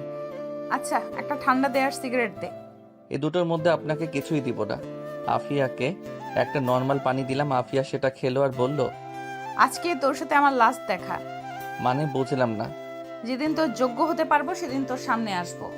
আমার যোগ্য মানে কিছুই বুঝলাম না। আমি জানি তুই কিরকম মেয়ে চাস। তুই চাস রিয়ার মতো সরল সোজা মেয়ে, কিন্তু আমি তো সেরকম না। ধুর রাখেন তো, আপনি যে রকম হন তাতে আমার কিচ্ছু যায় আসে না। তোরে আমি ঠকাতে চাই না। বুঝেছি, আপনি ইমোশনাল হয়ে গেছেন, আপনার মাথা ঠিক নাই। এখন বাড়ি যান, এই রিক্সা আপুকে বাসায় দিয়ে আসো। না, আমি যাব না, আমি তোর সাথেই যাব। ওকে। এখন যাও, পরে তোমার সাথে দেখা করব। সত্যি করবি তো? হুম। আফিয়া রিকশায় উঠে চলে গেল। বাঁচলাম। আফিয়া কি আমাকে ভালোবাসে? আমার তা মনে হয় না। তার নিজের মুখ থেকে শুনতে হবে। ভাই, এক বস্তা চাউল দেন। আচ্ছা। আমি একটানা 9টা পর্যন্ত বেচাকেনা করে বাড়িতে চলে আসলাম। পরদিন সকালে ভাবলাম আফিয়ার সাথে দেখা হবে, কিন্তু না, দুপুর গড়িয়ে বিকেল হলো, আফিয়ার মুখ দেখতে পারলাম না। মোবাইল নাম্বারটা নেই, ফোন দিব যে? সত্যি কি ও আমার সামনে আসা বন্ধ করে দিল? এই কথা তো এর আগে অনেকবার বলেছিল, কিন্তু ও আরো বেশি করে আসতো। এখন কেন জানি টেনশন হচ্ছে। ধুর, হয়তো কোনো কাজে আটকে গেছে, আসবে বোধহয়। কিন্তু না, 2 দিন হয়ে গেল আসেনি। না, এখন তাকে খুঁজে বের করতে হবে। আরে ওর বাড়ি তো এখানেই, বাড়িতে গিয়ে দেখে আসতে হবে। আমি রাতে দোকান বন্ধ করে আসার সময় আফিয়ার বাড়িতে গেলাম, তখন বাজে 10টা ছুঁই ছুঁই। আমি আফিয়ার বাড়ির দরজায় টোকা দিলাম, খুলছে না। ভাবলাম কেউ নাই নাকি। কেউ তো আছে, না হলে দরজা খোলা থাকবে কেন? ভিতর থেকে গলা ভাঙা আওয়াজ আসলো। বলল, কে? আমি বললাম, আফিয়া, আমি ইমাদ। একটু পর দরজা খুললো, দেখি আফিয়া। আফিয়া পুরো অন্যরকম হয়ে গেছে। মুখটা থেকেও যেন নেই, অসুখ বিসুখ হলো নাকি। চুলগুলো উস্কো খুস্কো, যেন এক পাগলি আমার সামনে দাঁড়িয়ে আছে। ওর এরকম অবস্থা কেন, কিছুই বুঝতে পারছি না। আফিয়া বলল, তুই এখানে কেন আসছিস? আপনাকে দেখতে। আর এরকম লাগছে কেন? সেটা তোর জেনে লাভ কি? এরকম করছেন কেন দেখি? এই বলে আমি আফিয়ার কপালে হাত দিলাম। যেটা বুঝলাম, আফিয়ার শরীরে প্রচন্ড জ্বর। আফিয়া বলল, হাত সরা, তোর সাহস তো কম না। তুই কোন সাহসে আমার শরীরে হাত দিস? তুই জানিস না তোর হাত আমি ভেঙে ফেলতে পারি? আমি বুঝতে পারছি আফিয়া আমার উপর রাগ করছে, হয়তো তাকে দেখতে না আসায় আমার উপর অভিমান করছে। আচ্ছা সরি, আমি চলে যাচ্ছি, কিন্তু আপনার হাতের নুডলসটা খেতে খুব মন চাচ্ছে। আচ্ছা বাদ দিন, আমি যাই। ঠেকা পড়ছে তোর নুডলস খাওয়াতে। সেটাই। আচ্ছা যাই, সকালে আসবো। তোর আর আশা লাগবে না, আর তুই আমার সামনে আসবি না। আচ্ছা। এই বলে উল্টা দিকে ঘুরে হাঁটা ধরলাম। আফিয়ার চোখের সামনে থেকে চলে এসে একটু আড়ালে গিয়ে দেখতে লাগলাম ও কি করে। দেখি দরজার সামনে মাথা নিচু করে বসে পড়ল। ভাবলাম তাকে এভাবে ফেলে যাওয়া ঠিক হবে না। আমি আবার আস্তে আস্তে তার সামনে গেলাম। ও বুঝতে পারে নাই আমি যে আবার আসবো। আমি বললাম, আফিয়া, জানি তুমি আমার উপর রাগ করছো, তাই বলে আমাকে এভাবে চলে যেতে বলবা? আফিয়া দাঁড়ালো, দেখি আফিয়া কাঁদছে। বলল, তোর সাহস কম না, তুই আবার আসছিস? আমি আফিয়ার কাছে গিয়ে তাকে জড়িয়ে ধরলাম, কিন্তু সে কেঁদেই চলল। আফিয়ার শরীর আগুনের মতো গরম হয়ে আছে। তার শরীরের উত্তাপ আমার ঠান্ডা শরীর গরম করে দিচ্ছে। আমি বললাম, সরি আফিয়া, আমি ভাবছিলাম তুমি সত্যি আমার দোকানে আসা বন্ধ করে দিয়েছো। আমি যদি জানতাম তুমি অসুস্থ, তাহলে আমি এক মুহূর্ত দেরি করতাম না। আমি তোরে ভুল ভাবছিলাম আমার মতো বখাটে মেয়েরা কারো মন দখল করতে পারে না, কিন্তু আমি ভুল ভেবেছিলাম। তোমার বিছানা কোনটা? ওই দিকে। আমি আফিয়াকে বিছানায় শুইয়ে দিয়ে মাথায় জলপট্টি দিয়ে দিলাম, কিছু খাইয়ে দিয়ে ওষুধ খাওয়ালাম। আমি বললাম, আগামীকাল মাকে তোমার কাছে পাঠাবো। সত্যি? হুম। তাহলে আমি যাই? না, আজকে রাতটা থেকে যা। না, খুব সকালে দোকানে যেতে হবে। আমি খুব সকালেই জাগিয়ে দিব। ওকে। আমি গিয়ে তাদের রুমের সোফার মধ্যে শুয়ে পড়লাম। সকালে ঘুম থেকে উঠে দেখি আফিয়া রান্নাঘরে কি জানি করছে। ভাবলাম এই জ্বরের মধ্যে আবার কি করে। আমি উঠে ফ্রেশ হলাম, গিয়ে সোফায় বসলাম। দেখি আফিয়া নুডলস রান্না করে আনলো। আমি বললাম, এই জ্বরের মধ্যে কি দরকার ছিল? তুই বলছিস আর আমি না করতে পারি? আফিয়া এসে সোফায় বসলো। আমি আফিয়ার কপালে হাত রাখলাম, দেখি এখনো মারাত্মক জ্বর। আফিয়া আমার হাতটা নিয়ে তার ঘাড়ে রাখলো। তার ঘাড় আগুনের মতো গরম হয়ে আছে। আফিয়া বলল, তোর এই ঠান্ডা হাত এভাবেই রাখ, খুব ভালো লাগছে। তোর কাঁধে মাথা রাখতে পারি? না, এখন না, অন্য কোনো দিন। ওকে। আমি ঘড়ির দিকে তাকিয়ে দেখি 6টা 50 বেজে গেছে। শীতের দিনে সকাল খুব ছোট থাকে, তাড়াতাড়ি দোকানে যেতে হবে। আজকে দোকানে অনেক কাজ। আমি বললাম, আমি উঠি। কই, তুই তো নুডলস খেলি না? ও, আমি তো ভুলেই গেছিলাম, তোমার হাতের নুডলস আমি মিস করতে পারি? হুম। খেতে খেতে আমি বললাম, তুমি কতদিন ধরে এই বাসায় একা থাকো? 5 বছর ধরে। ভয় করে না? প্রথমে ভয় করতো, কিন্তু এখন মানিয়ে নিয়েছি। ভালো। এই এলাকার সম্পর্কে আমার অনেক কিছুই অজানা, একটু বলবা? কি জানতে চাস? এই এলাকাটা এত নির্জন কেন? আর সকল মানুষ তোমাকে ভয় পায় কেন? তোর কোনো কারণ, তেমন কোনো কারণ নেই। এই এলাকার মানুষগুলোই অন্যরকম। সন্ধ্যার পরে তারা বাইরে ঘুরেঘুরি করতে পছন্দ করে না, কারণ তারা স্ত্রীর প্রতি অনুগত। তারা ফ্যামিলিকে সময় দিতে পছন্দ করে। তুই দেখ, পাশের এলাকায় রাত 12টা পর্যন্ত রাস্তাঘাটে প্রচুর মানুষ। এই কারণেই এলাকাটা নির্জন। দেখলাম এই এলাকার প্রত্যেকটা মানুষের বাড়ি খুব উন্নত। কারণটা কি? এই এলাকার প্রত্যেকটা মানুষ উচ্চশিক্ষায় শিক্ষিত, আর তারা অল্পতেই সন্তুষ্ট। সেই জন্য দেখবি তারা বাইরের কোনো লোক ভাড়া দিতে চায় না। আর এই এলাকার ছেলেরা এলাকার কোনো মেয়েকে পছন্দ করে বিয়ে করে। এটা এই এলাকার অনেক পুরনো নিয়ম। তাই তুই যাদের দেখবি সবাইকে চেনা পরিচিত মনে হবে। বুঝলাম, কিন্তু তোমার এত পাওয়ার কেন? তোমার তো টাকা পয়সা বাড়ি গাড়ি কিছুই নেই, তাহলে সবাই তোমাকে এত ভয় পায় কেন? এই এলাকায় মিনিমাম 300-র মতো বাড়ি আছে। এমন কোনো লোক নেই যা আমাকে চেনে না। কারণটা হলো আমার বাবা আবার খুব পাওয়ার ছিল। এই এলাকার মানুষ পূর্বপুরুষদের বিশ্বাস করত। এই ধর আমার আব্বার আগে আমার দাদা, এরকম ভাবে আমাদের ফ্যামিলি, তারপর বাবার পর আমি, এভাবেই চলে আসছে। কিছু না থাকলেও তারা আমার কথা শুনতে বাধ্য। কারণ তোরে বলেছিলাম না, তারা পূর্বপুরুষদের বিশ্বাস করে। এটাই এই এলাকার নিয়ম। কিন্তু আমি যে দেখলাম আপনি মাঝে মাঝে ছেলেদের মারেন, আর আমার টাকা ছিনতাই করছো কেন? ওরা অন্য এলাকার, আমার এরকম কোনো ইচ্ছাই ছিল না। ওদের টাকার দরকার ছিল, তাই তারা করেছে। পরে আমি জানতে পারি। পরে ভাবলাম তোর কাছে ছোট হয়ে লাভ নেই, তাই আর তোকে বলিনি। কিন্তু আমি কি জানতাম তুই এত চালাক। আচ্ছা, তোমার মা বাবা কিভাবে মারা গিয়েছে? রোড অ্যাক্সিডেন্টে আব্বা আম্মার সাথে সাথে মারা যায়। আমি একটুর জন্য বেঁচে যাই, তারপরেই আমার এখান দিয়েই মাংস নিয়ে যায়। এই বলে আফিয়া তার কোমরের কাপড় উঠিয়ে আমাকে দেখালো। দেখি সেখানে অনেকগুলো শিলির দাগ। আমি ঘড়ির দিকে তাকিয়ে দেখি অনেকটা সময় চলে গিয়েছে। আমি বললাম, তোমার সাথে আরো অনেক কথা আছে, কিন্তু আর টাইম নেই, আমি এখন উঠি। আর একটু বস না, আজ পরে দোকান খুলিস। না, আজকে একটু কাজ আছে, অন্য কোনো দিন। আর আমি মাকে পাঠাচ্ছি। ওকে। আচ্ছা, একটা প্রশ্ন ছিল। কর। ধরো এখন আমি তোমার ঘর থেকে বের হলাম, এখন কেউ দেখলো, পরে সে কি ভাববে? কি ভাববে বল? ভাববে আমরা দুজন একসাথে এক বাড়িতে কি করছি। আফিয়া উঠে আমার পাশে বসলো। কি করছি বল, আর কি ভাববে বল? থাক, কিছু না। না, বল। এই বলে আফিয়া আমার সাথে ঘেঁষে বসলো। তার শরীরের উত্তাপ আমি টের পাচ্ছি। আমি বললাম, তুমি জ্বরে পুড়ে যাচ্ছ, যাও গিয়ে শুয়ে থাকো। যাচ্ছি, দুপুরে আবার আসবি, আর রাতে আসবি। ইস, আমি যেন তার জামাই, রুটিন করে আসতে হবে। এই কি বললি? দাঁড়া, তোর দেখাচ্ছি মজা। তোমার মজা দেখানোর আগে আমি পালাই। এই বলে আমি আফিয়ার ঘর থেকে বের হয়ে আসি, সোজা দোকানে আসি। 10টা পর্যন্ত দোকানে বসলাম।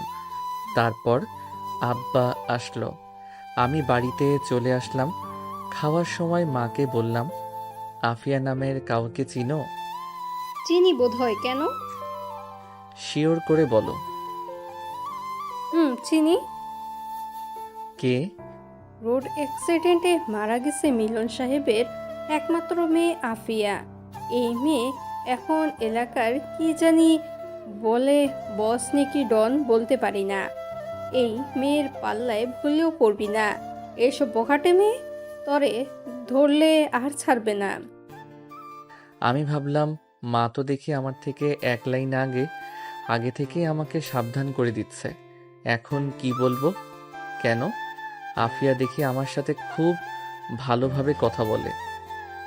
এসব মেয়েদের মুখে অনেক রস থাকে, পরে কখন যে কি করে বসে সব উধাও বানিয়ে ফেলে। সবাই কি আর এক? আমার কি মনে হয় জানোস, এই টাকা একমাত্র আফিয়াই নিয়েছে। ও ছাড়া আর কে করবে এই কাজ? আমি ভাবলাম দেখি মার মনে কি আছে। তোমার এই কথা কেন মনে হচ্ছে? শোন, এই এলাকায় একটা সাইরেন আছে। কেউ যদি কোনো বিপদে পড়ে তাহলে সেই সাইরেনটা বাজাতে পারতো, কিন্তু এখন আর সেটা নেই। এখন সাইরেন বাজানোর অনুমতি এখন আফিয়া আর দুই একজনের কাছে আছে। এখন সেই সাইরেনের কথা মানুষ ভুলেই গেছে। তো মা, এখন আফিয়া ছিনতাই করছে কোথায়?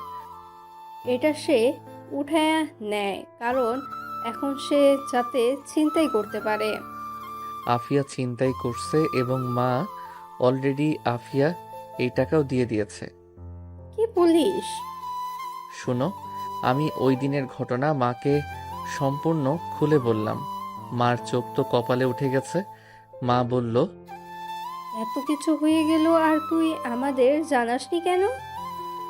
আমি চাইনি আফিয়া তোমাদের কাছে ছোট হোক। তার ছোট হওয়াতে তোর কি? এই দ্বারা আমি যেটা ভাবছি সেটা না তো। একদম না মা, আফিয়া কিছুদিন ধরে প্রচণ্ড জ্বর ঠান্ডায় ভুগছে।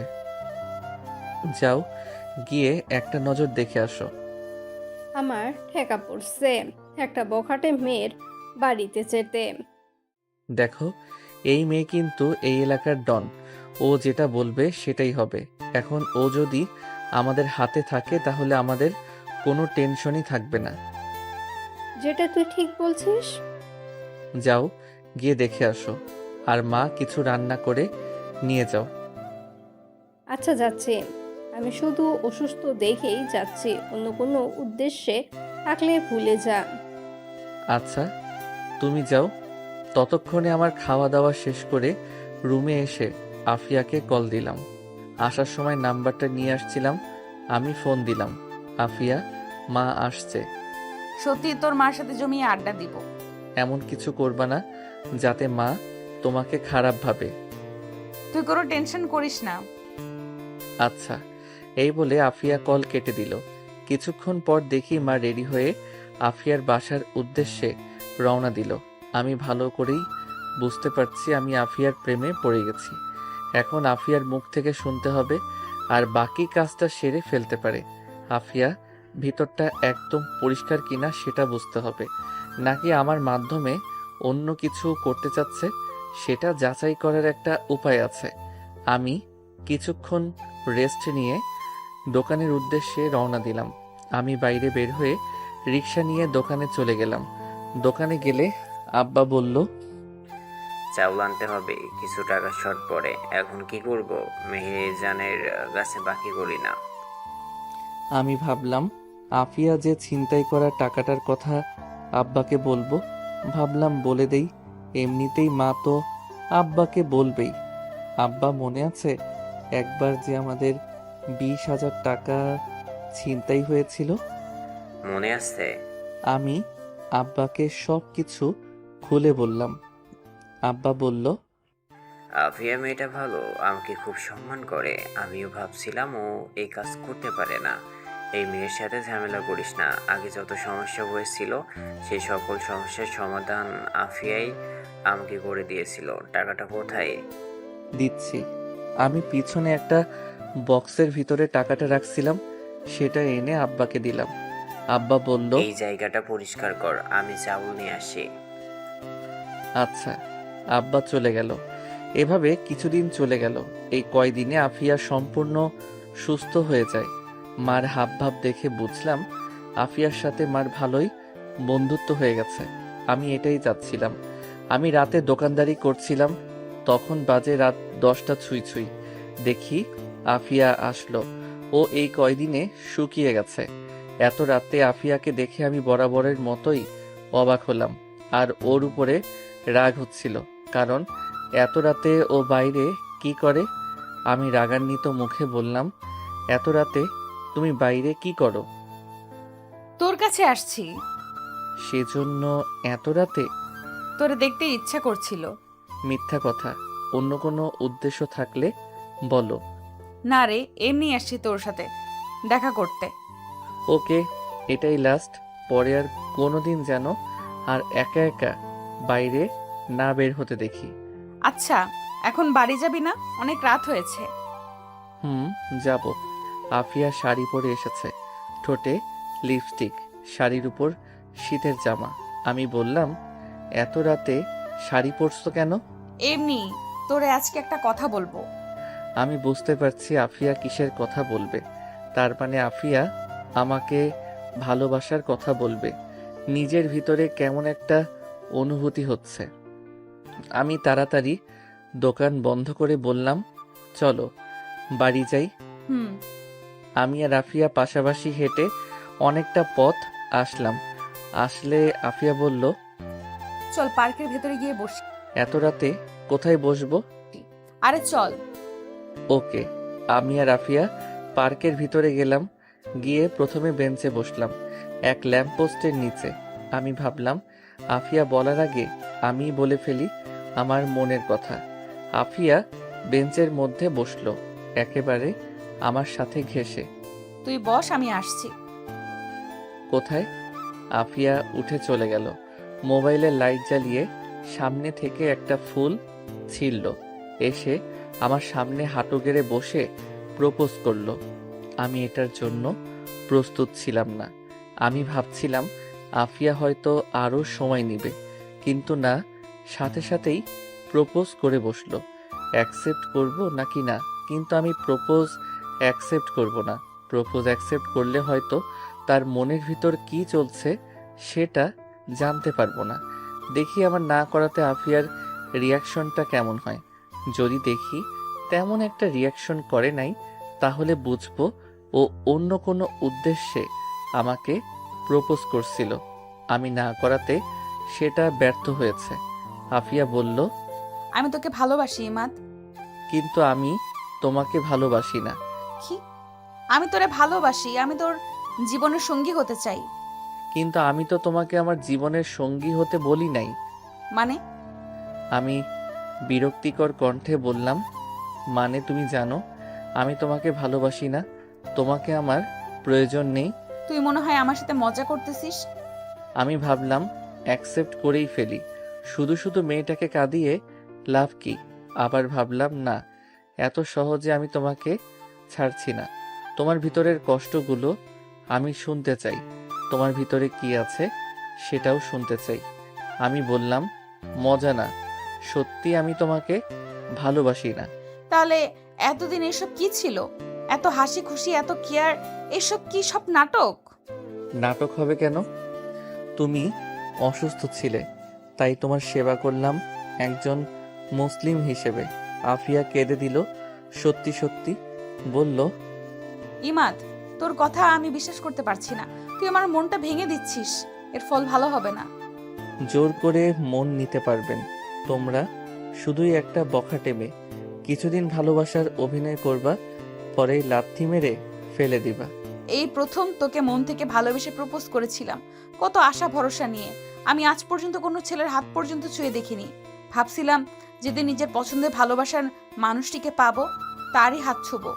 তোরে দেখার পর মনে হয়েছিল মনে হয় আমি পেয়ে গিয়েছি, কিন্তু এখন দেখি আমার ধারণা ভুল। ভুল হতেই পারে। আমি বাড়ি যাই। মনে মনে ভাবলাম, আফিয়া একটু কষ্ট করো, আমিও তোমাকে অনেক ভালোবাসি। আমি দেখতে চাই তুমি কি আমাকে সত্যি ভালোবাসো কিনা। আফিয়া, অল্প কয়টা দিন ধৈর্য ধরো। কুত্তার বাচ্চা, তুই আমার সামনে আর জীবনেও আসবি না, আর আমি দেখবো তুই কি করে এই এলাকায় থাকিস। আবার কেঁদে কেঁদে বলল, তুই আমার মনটা ভেঙে দিয়েছিস, এই শাস্তি সারা জীবন নিয়ে বেড়াবি। আমি ভাবলাম পালাই এখান থেকে, না হলে আরো কত কি বলে ফেলবে। আমি চলে গেলে আফিয়া বাড়ি যাবে কিভাবে? ধুর, কি করি। আমি হাঁটা ধরলাম। আফিয়া আমার পিছনে পিছনে হাঁটতে হাঁটতে বলল, এখনো সময় আছে, আমার প্রপোজ একসেপ্ট করে নে, না হলে কিন্তু ভালো হবে না। আচ্ছা, তুই কোনো কষ্ট করে না দিলি, তোরে কি কেউ হুমকি দিয়েছে? শুধু একবার বল, তারে আমি পৃথিবী থেকে বিদায় করে দেব। আমার ভালোবাসার মানুষটিকে হুমকি দেয়, সাহস কত বড়! আচ্ছা বুঝেছি, তোর এখনো সিদ্ধান্ত নিতে কষ্ট হচ্ছে। এক কাজ কর, তুই চিন্তা ভাবনা করে আগামীকাল জানাস, ওকে? চিন্তা ভাবনার কিছুই নেই। আমি তোমাকে ভালোবাসতে পারবো, কিন্তু এখন না। কেন কেন? এখন কি সমস্যা? সমস্যা আছে। দেখ ইমাদ, সুযোগ খুঁজবি না, যা বলবি সরাসরি বল। তাহলে তুমি বুঝে গিয়েছো? বুঝেছি, কিন্তু তুই তোর নিজের বিপদ নিজে ডেকে আনলি। ভেবেছিলাম কারো কাছে বিরক্তের কারণ হব না, কারো কাছে অপমানিত হয়ে জীবন আটকাবো না। ভাবছিলাম কারো কাছে হেয় প্রতিপন্নের পাত্র হয়ে থাকবো না।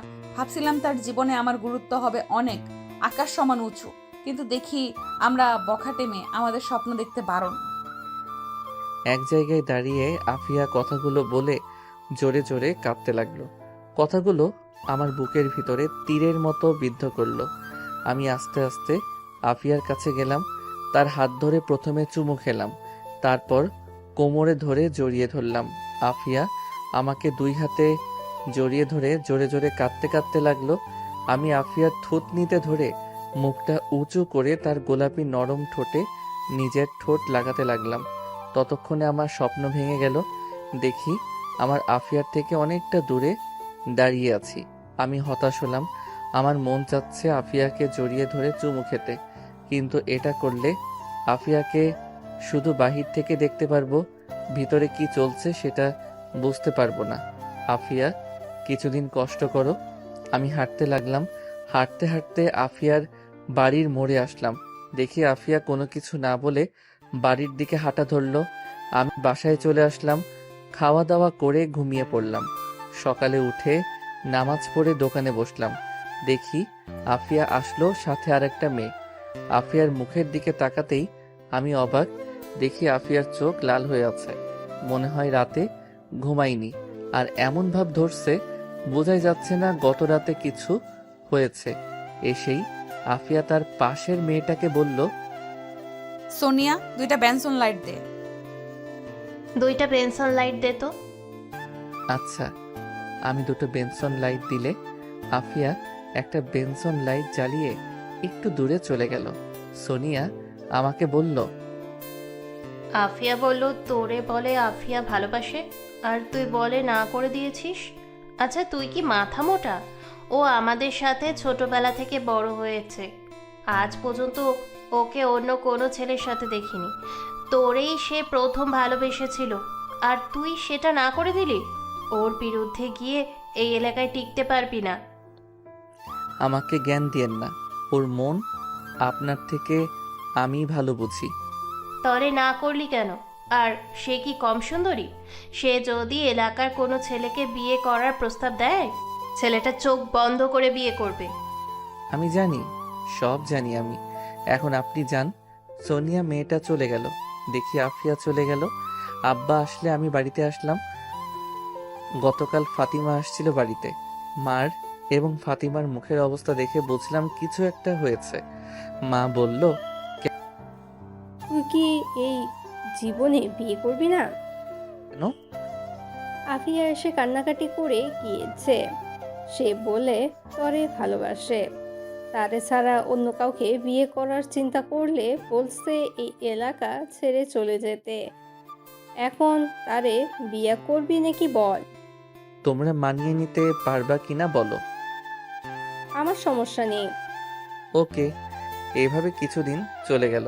2 দিন পর রাতে বাড়ি যাচ্ছিলাম, খেয়াল করলাম অনেকটা দূরে আরো 2 জন একসাথে হেসে হেসে কথা বলে আসছে।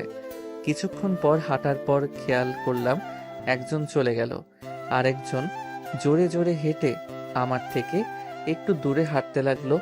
ভালো করে খেয়াল করে দেখি এটার কেউ না, এটা হলো আফিয়া। আমি ভাবলাম এই তো সুযোগ। এতদিন যেটা বুঝলাম আফিয়া আমাকে সত্যিই ভালোবাসে। ও আমার এই এলাকায় বিয়ে বন্ধ করে দেয়, তার মানে ও আমার বিয়ে দেখতে পারবে না। আর ও আবার সিগারেট খাওয়া ধরেছে। আসলে আফিয়ার মনটা অন্যদের থেকে অনেক মজবুত। তার মানে আফিয়া যত খারাপ পরিস্থিতি হোক না কেন নিজেকে ধরে রাখতে পারবে। আমি দাঁড়িয়ে গেলাম। দেখি আফিয়া আমাকে পাশ কাটিয়ে চলে যাচ্ছে। কিছু দূর যাওয়ার পর আমি ডাক দিলাম, আফিয়া, কিন্তু আফিয়া না শোনার ভান করে হেঁটেই চলেছে। আমি আবার বললাম, আফিয়া, আমার কথা শুনো। আফিয়া দাঁড়িয়ে গেল। আমি আফিয়ার কাছে গেলাম। আফিয়া বলল, কি বলবি বল? আর তোর জন্য এই এলাকায় নিয়ম চালু হচ্ছে, সেগুলো মানতে পারলে তোর এই এলাকায় থাকতে পারবি, নয়তোবা চলে যাবি। কি জন্য এই নিয়ম? আমি তো ভাবতেছি আপনার বান্ধবী সোনিয়াকে আমার খুব পছন্দ হয়েছে। আগামীকালই ওকে প্রপোজ করে বিয়ে করে ফেলবো। ওর যদি মরার ভয় থাকে তাহলে ও তোর প্রপোজ একসেপ্ট করবে না। কেন? কারণ এই এলাকার একমাত্র আমি ছাড়া কাউকে বিয়ে করতে পারবি না। এই বলে আফিয়া একটা রহস্যময়ী হাসি দিয়ে বলল, কিন্তু আমি তোকে বিয়ে করব না। আমি বুঝতে পারছি আফিয়া চাচ্ছে তার কাছে নত হয়ে তাকে প্রেমের প্রস্তাব দিতে। পরে সে কতক্ষণ ঢং করবে। আমি বললাম, আপনাকে বিয়ে করার ঠেকা পড়ছে না? সোনিয়াকে নিয়ে আমি পালিয়ে যাব। সোনিয়া বোকা না, তোর মতো গাধার সাথে পালিয়ে যাবে। তাহলে তোমাকে পালিয়ে নিয়ে যাব? যাবা না তুমি? না, তোর বিয়ে করা বন্ধ। তুমি বিয়ে করার পরেও আমি করতে পারবো না। তখন আমি ভেবেচিন্তে সিদ্ধান্ত নিব। কেন তুমি এভাবে আমার জীবনটা নষ্ট করবে? প্লিজ আমাকে ছেড়ে দাও। ওকে যা, ছেড়ে দিলাম, এখন বাড়িতে যা। আফিয়া হাঁটতে লাগলো। আমি আফিয়ার হাত ধরলাম, কিন্তু আফিয়া জোর করে ছাড়িয়ে নিল। আমি বললাম, আফিয়া তোমার সাথে কথা আছে, পার্কে চলো। তোর সাথে আমার কোনো কথা নেই। তুই একটা বাটপার, লম্পট, চিটার। তোর আমি বিশ্বাস করেছিলাম, সেই বিশ্বাসে তুই কানা করেও মূল্য দিলি না। ওই দিন তুই চোখ বলছিল তুই আমাকে চাস, কিন্তু তুই মুখে না করেছিলি। কেন কেন? হয়তো মুখ দিয়ে না করছিলাম, কিন্তু আমি তোমাকে এখনো চাই। মিথ্যা কথা। সত্যি? আমি বিশ্বাস করি না। তুই আমার সামনে থেকে চলে যা, আর জীবনেও আমার সামনে আসবি না। তোরে দেখলেই আমার ওই দিনের কথা মনে হয়। তোরে আমি পেছন থেকে এত ডাকাডাকি ডাকছি, কিন্তু তুই একটুও শুনলি না। তাহলে তুমি চাচ্ছ আমি চলে যাই? তুই চলে যা। ওকে। আমি দৌড়ে আফিয়ার সামনে গিয়ে হাতটা বাড়িয়ে বললাম, আমি তোমাকে ভালোবাসি আফিয়া। কিন্তু আমি বাসি না। প্লিজ এমন করো না। কি করতেছি? তোরে আমি ভালোবাসি না। আমি আফিয়ার সামনে মাথা নিচু করে দাঁড়িয়ে আছি, কিছু বলছি না। আফিয়া বলল, ওই দেখ, আকাশে কি সুন্দর চাঁদ উঠেছে। আমি আকাশের দিকে তাকালাম, দেখি কোথাও চাঁদ নেই, চারদিকে ঘন কুয়াশায় ঢাকা। আমি আবার আফিয়ার দিকে তাকালাম, ততক্ষণে আফিয়া আমার ঘাড়ে ধরে সে উঁচু হয়ে সোজা আমার ঠোঁট কামড়ে ধরল। আমি এর জন্য প্রস্তুত ছিলাম না। আরে এ কি রে, ঠোঁট কামড়ে ধরল আফিয়া, আর ছাড়ছেই না। আমার ঠোঁট ব্যথা হয়ে যাচ্ছে, মনে হচ্ছে রক্ত বের হচ্ছে। আমিও আফিয়ার ঠোঁট কামড়ে ধরে লাল গোলাপি ঠোঁটটাকে সাদা বানিয়ে ফেললাম। একটু পর আফিয়া নর্মাল হলো, ঠোঁট ছেড়ে বলল, তোরে আমি ভালোবাসতে পারবো না, একেবারে নিজের করে নিলাম। তুমি এটা কি করলা? আমার ঠোঁট। এই বলে আমি মুখে ধরে বসে পড়লাম। ঠোঁটে প্রচন্ড ব্যথা করছে।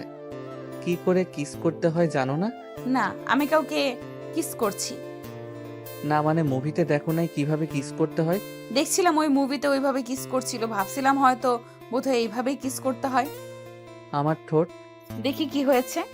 আফিয়া আমার পাশে বসলো, আমার ঠোঁট ধরে চেক করে বলল, তেমন কিছু হয় নাই, চল আমার বাসায়, আজকে আমার বাড়িতে থাকবি। পাগল নাকি? বিয়ে করি পর। সত্যি? কবে বিয়ে করবি? আমার যে দেরি করতে মন চাচ্ছে না। ওকে।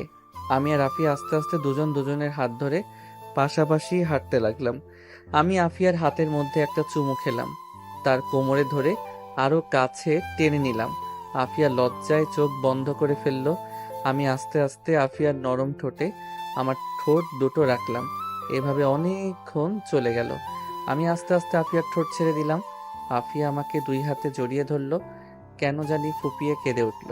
আমি বললাম, কাঁদছো কেন? এটা হলো সুখের কান্না, তোরেই আমি এতদিন খুঁজছিলাম। এখনো কি আমাকে তুই করে বলবা?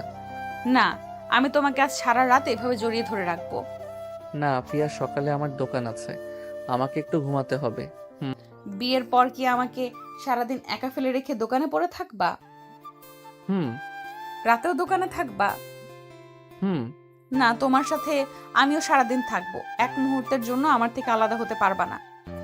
আচ্ছা, এখন চলো তাড়াতাড়ি বাড়িতে যাই। আজ থেকে আমি তোমার বাড়িতে থাকবো। আগামীকাল থেকে? এত রাতে তোমাকে নিয়ে গেলে মা কি না কি ভাববে। আচ্ছা, কিন্তু এখন যে আমি আর হাঁটতে পারছি না, আমার পা অনেক ব্যথা করছে। দেখি কোথায় ব্যথা করছে। না, দেখানো যাবে না, বলে নে। আচ্ছা, পিছনে ওঠো। আফিয়া আমি আফিয়ার সামনে বসলে আফিয়া আমার গলায় 2 হাতে জড়িয়ে ধরলো। আমি দাঁড়িয়ে হাঁটতে লাগলাম, আফিয়ার মুখটা আমার কাঁধে রাখলো। কিছুক্ষণ হাঁটার পর আফিয়ার বাড়ির যাওয়ার মোড়ের কাছে পৌঁছালাম। দেখি মোড়ের কাছে 2টা ছেলে দাঁড়িয়ে আছে। আফিয়া আমার কাঁধে মাথা রেখে চিল করতেছে। আমি বললাম, দেখো তো সামনের দুজনকে চিনো কিনা। কই দেখি। আফিয়া কাঁধ থেকে নামলো। চিনতে পারছি কে? ওই দিন যে এই দুটোকে মারছিলাম, তারা এখানে কি করে? ওদের না এই এলাকায় আসা নিষেধ? আফিয়া আমার হাতটা ধরে ওদের সামনে গেল। আফিয়া বলল, ওই তোরে মুখের মাফলার নামা। তারা দুজন মুখের মাফলার নামালো।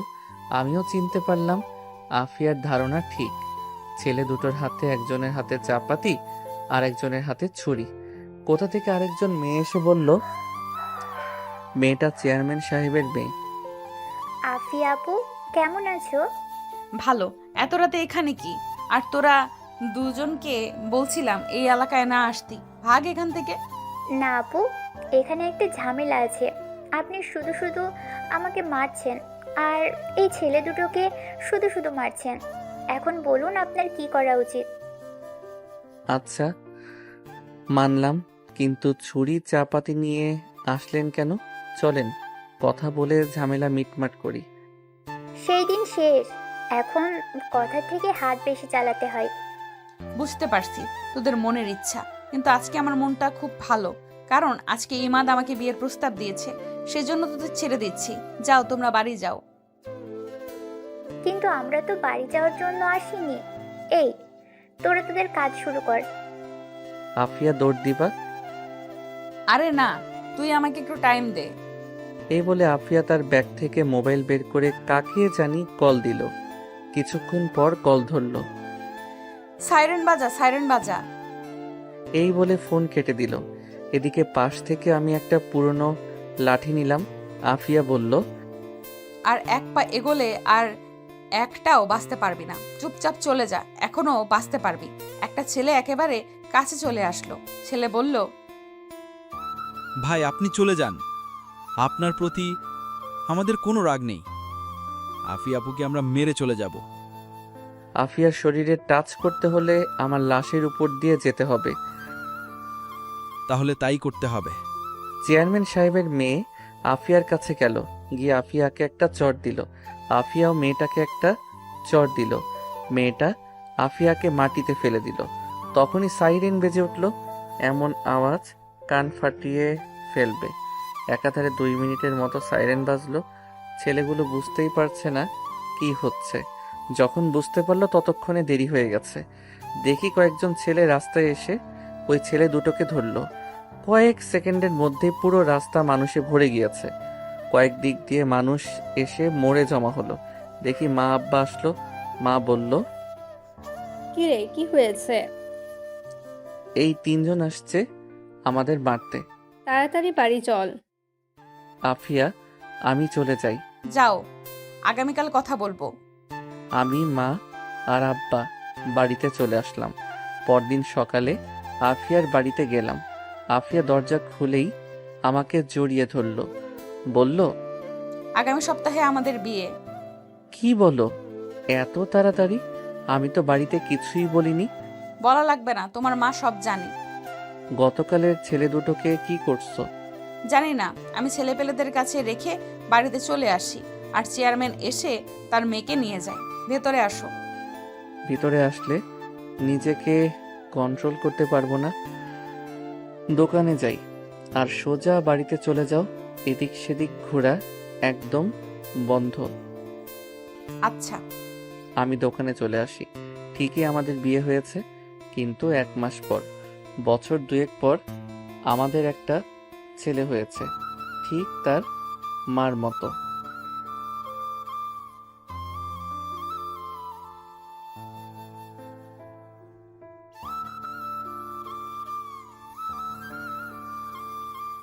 সবকিছু ঠিক ছিল। তোর নাম্বার দিতে অসুবিধা, তুই মিনিট কার্ড নিবি, ভালো কথা। তুই এসব আলতু ফালতু প্যাচাল পারস কেন? মেজাজটা সাথে সাথে গরম হয়ে যায়। আমি বললাম, মিনিট কার্ড আপনার কাছে বিক্রি করব না, অন্য কোনো দোকান থেকে নেন। মিনিট কার্ড নেই মানে? ও, বুঝেছি। আমার নাম্বারটা চাস? সেটা তুই আমাকে সরাসরি বললে চলতো। এমনিতেই তুই একটু হ্যান্ডসাম, তোকে দেওয়াই যায়। আমার মতো সুন্দরী মেয়েদের পিছনে ছেলেরা লাইন ধরে দাঁড়িয়ে থাকে। আচ্ছা নে, নাম্বারটা তোল। আমি মেয়েটার দিকে তাকাতেই আমার কেমন যেন লাগছে। ঠোঁটে গাঢ় লিপস্টিক, যেটা আমার একদম পছন্দ নয়। বুকের উরু দুটো স্পষ্ট বোঝা যাচ্ছে। এমনিতেই মেজাজ গরম হয়ে আছে। আমি বললাম, সরেন তো দেখি। বাইরে তাকিয়ে দেখি কোনো ছেলে পেলে তো নেই, এমনকি বাইরে একটা কুত্তাও নেই। আমি বললাম, কোথায় আপনার জন্য না বলে ছেলেরা লাইন ধরে দাঁড়িয়ে থাকে? কোথায়? বাইরে তো একটা কুত্তাও নেই। মেয়েটা অপমান লুকানোর জন্য তোতলাতে তোতলাতে বলল, তোরে দেখাইতে হবে। এখন নাম্বার তোল। আপনার মন মানসিকতায় সমস্যা আছে। আপনার কাছে আমি ফ্লেক্সিলোড বিক্রি করব না, যান এখান থেকে। কি? আমার মন মানসিকতার সমস্যা? তোদের মতো লুচ্চা ছেলেদের জন্য আজকে আমার মতো সুন্দরী মেয়েরা শান্তি মতো ফ্লেক্স লোড করতে পারে না। ওকে ফাইন, আপনি ফ্লেক্সিলোড কইরেন না। আমাদের চিল্লাচিল্লির আওয়াজ শুনে আফিয়া দোকানে আসলো আর বলল, কি হয়েছে? এই মেয়ে, তুমি কে? ওর সাথে ঝামেলা করছো কেন? ঝামেলা করবো না তো কি করব? লুচ্চা একটা। আফিয়া আপনি শুনেন, উনি এসে বলেন নাম্বার লিখতে, কিন্তু নাম্বার না দিয়ে উনি বলেন আমি বলে আবার ফোন করে ডিস্টার্ব করব। আমি বলে লুইচ্চা আরো কত কিছু বলল। আফিয়া ঠাস ঠাস করে মেয়েটার গালে চড় দিল আর বলল, তোর সাহস তো কম না? তুই কি করে ইমাদকে লুচ্চা বলিস? তোর নাম্বার দিতে এতই প্রবলেম, তাহলে ফ্লেক্সিলোড করতে আসছিস কেন? আপনার সাহস তো কম না? আপনি কি করে আমাকে চড় মারলেন? জানেন আমি কে? আমি এই এলাকার চেয়ারম্যানের মেয়ে। আব্বারে বলতে আপনাদের সবগুলোকে এখন ভোগে পাঠাবে। এক্ষুনি তোর আব্বারে ফোন দে। ও, তোর মোবাইলে তো ব্যালেন্স নেই, তারা আমিই কল দিচ্ছি। এই বলে আফিয়া কাকে যেন কল করলো। ফোন ধরলে বলল, কেমন আছেন আঙ্কেল? আপনার মেয়ের নাম যেন কি? ও এখানে একটু ঝামেলা করছে, ওকে একটু বোঝান তো। এই নে মোবাইল ধর। মেয়েটা মোবাইল ধরলো, কতক্ষণ কথা বলে বলল, লাস্টে বলল, আচ্ছা। সরি আপু, কিছু মনে করবেন না। আসলে আমি একটু বেশি বাড়াবাড়ি করে ফেলেছি। ইমাদ সরি, আমি যাই। নেক্সট টাইম এই এলাকায় সাবধানে সাবধানে চলাফেরা করবি। যাও। ওকে আপু। এই বলে মেয়েটা চলে গেল। আফিয়া ছেলেগুলোর সাথে দু একটা কথা বলে দোকানে এসে বসলো। আসলে তুই তো লুচ্চাই। মানে আমাকে কোন দিক দিয়ে লুচ্চা মনে হয়? অনেক দিক দিয়ে। যাই হোক, মেয়েটাকে মারা আপনার ঠিক হয়নি। আমি তোর জন্য মেয়েটাকে মারলাম আর তুই বলিস ঠিক হয়নি? সিগারেট দে একটা। না, দিব না। আপনার সিগারেট খাওয়া বন্ধ। তুই বলছিস যা, আর খাবো না। সত্যি? আমার জন্য আপনি কেন সিগারেট খাওয়া ছেড়ে দিবেন? জানি না। খাওয়া দাওয়া করছেন? না চলেন খাওয়া দাওয়া করি। না, তার চেয়ে ভালো তুই আমার বাসায় চল যাই, সেখানে খাওয়া দাওয়া করে চলে আসিস। না, আজকে টাইম শর্ট, আরেকদিন। ওকে, তুই খাওয়া দাওয়া কর, আমি বাড়ি যাই, রাতে কিছু জিনিস লাগবে। এই রিক্সা। আফিয়া রিক্সা দিয়ে চলে গেল। আমি খাওয়া দাওয়া করে রাত 9টা পর্যন্ত বেচা কেনা করলাম। এর মধ্যে আফিয়ার মোবাইলটা নিয়ে গেল টাকা দিয়ে। ভাবতেছি বাকি টাকা কি আফিয়াকে দিয়ে দিব নাকি আফিয়ার জন্য আরেকটি মোবাইল কিনে দিব। ধুর, ওর টাকা ওকে দিয়ে দিব। এখন বের হব বাড়িতে যাওয়ার জন্য। এমন সময় আফিয়া আসলো, বলল, 5 কেজি চাউল দে। এখন কিছু দিতে পারবো না, দোকান বন্ধ করে ফেলবো, আগামীকাল নিয়েন। এখন দে। ওকে, আর কিছু লাগলে তাড়াতাড়ি বলেন। আফিয়া আরো কিছু জিনিসপত্র বলল, সেগুলো দিলাম। কত টাকা বিল হলো বললাম, সেগুলো দিলাম। আফিয়া টাকা দিল। আমি বললাম, আপনার আইফোন বিক্রি করেছি, এই নেন আপনার বাকি 30,000 টাকা। তোরে কে বলছে বিক্রি করতে? আমি তো টাকা দিয়ে মোবাইল নিতাম। আপনি কবে টাকা নিয়ে আসবেন সেই আশায় আমি বসে থাকবো। এখন টাকা নিবেন? না তাহলে আগামীকাল আমাকে মার্কেটে নিয়ে গিয়ে মোবাইল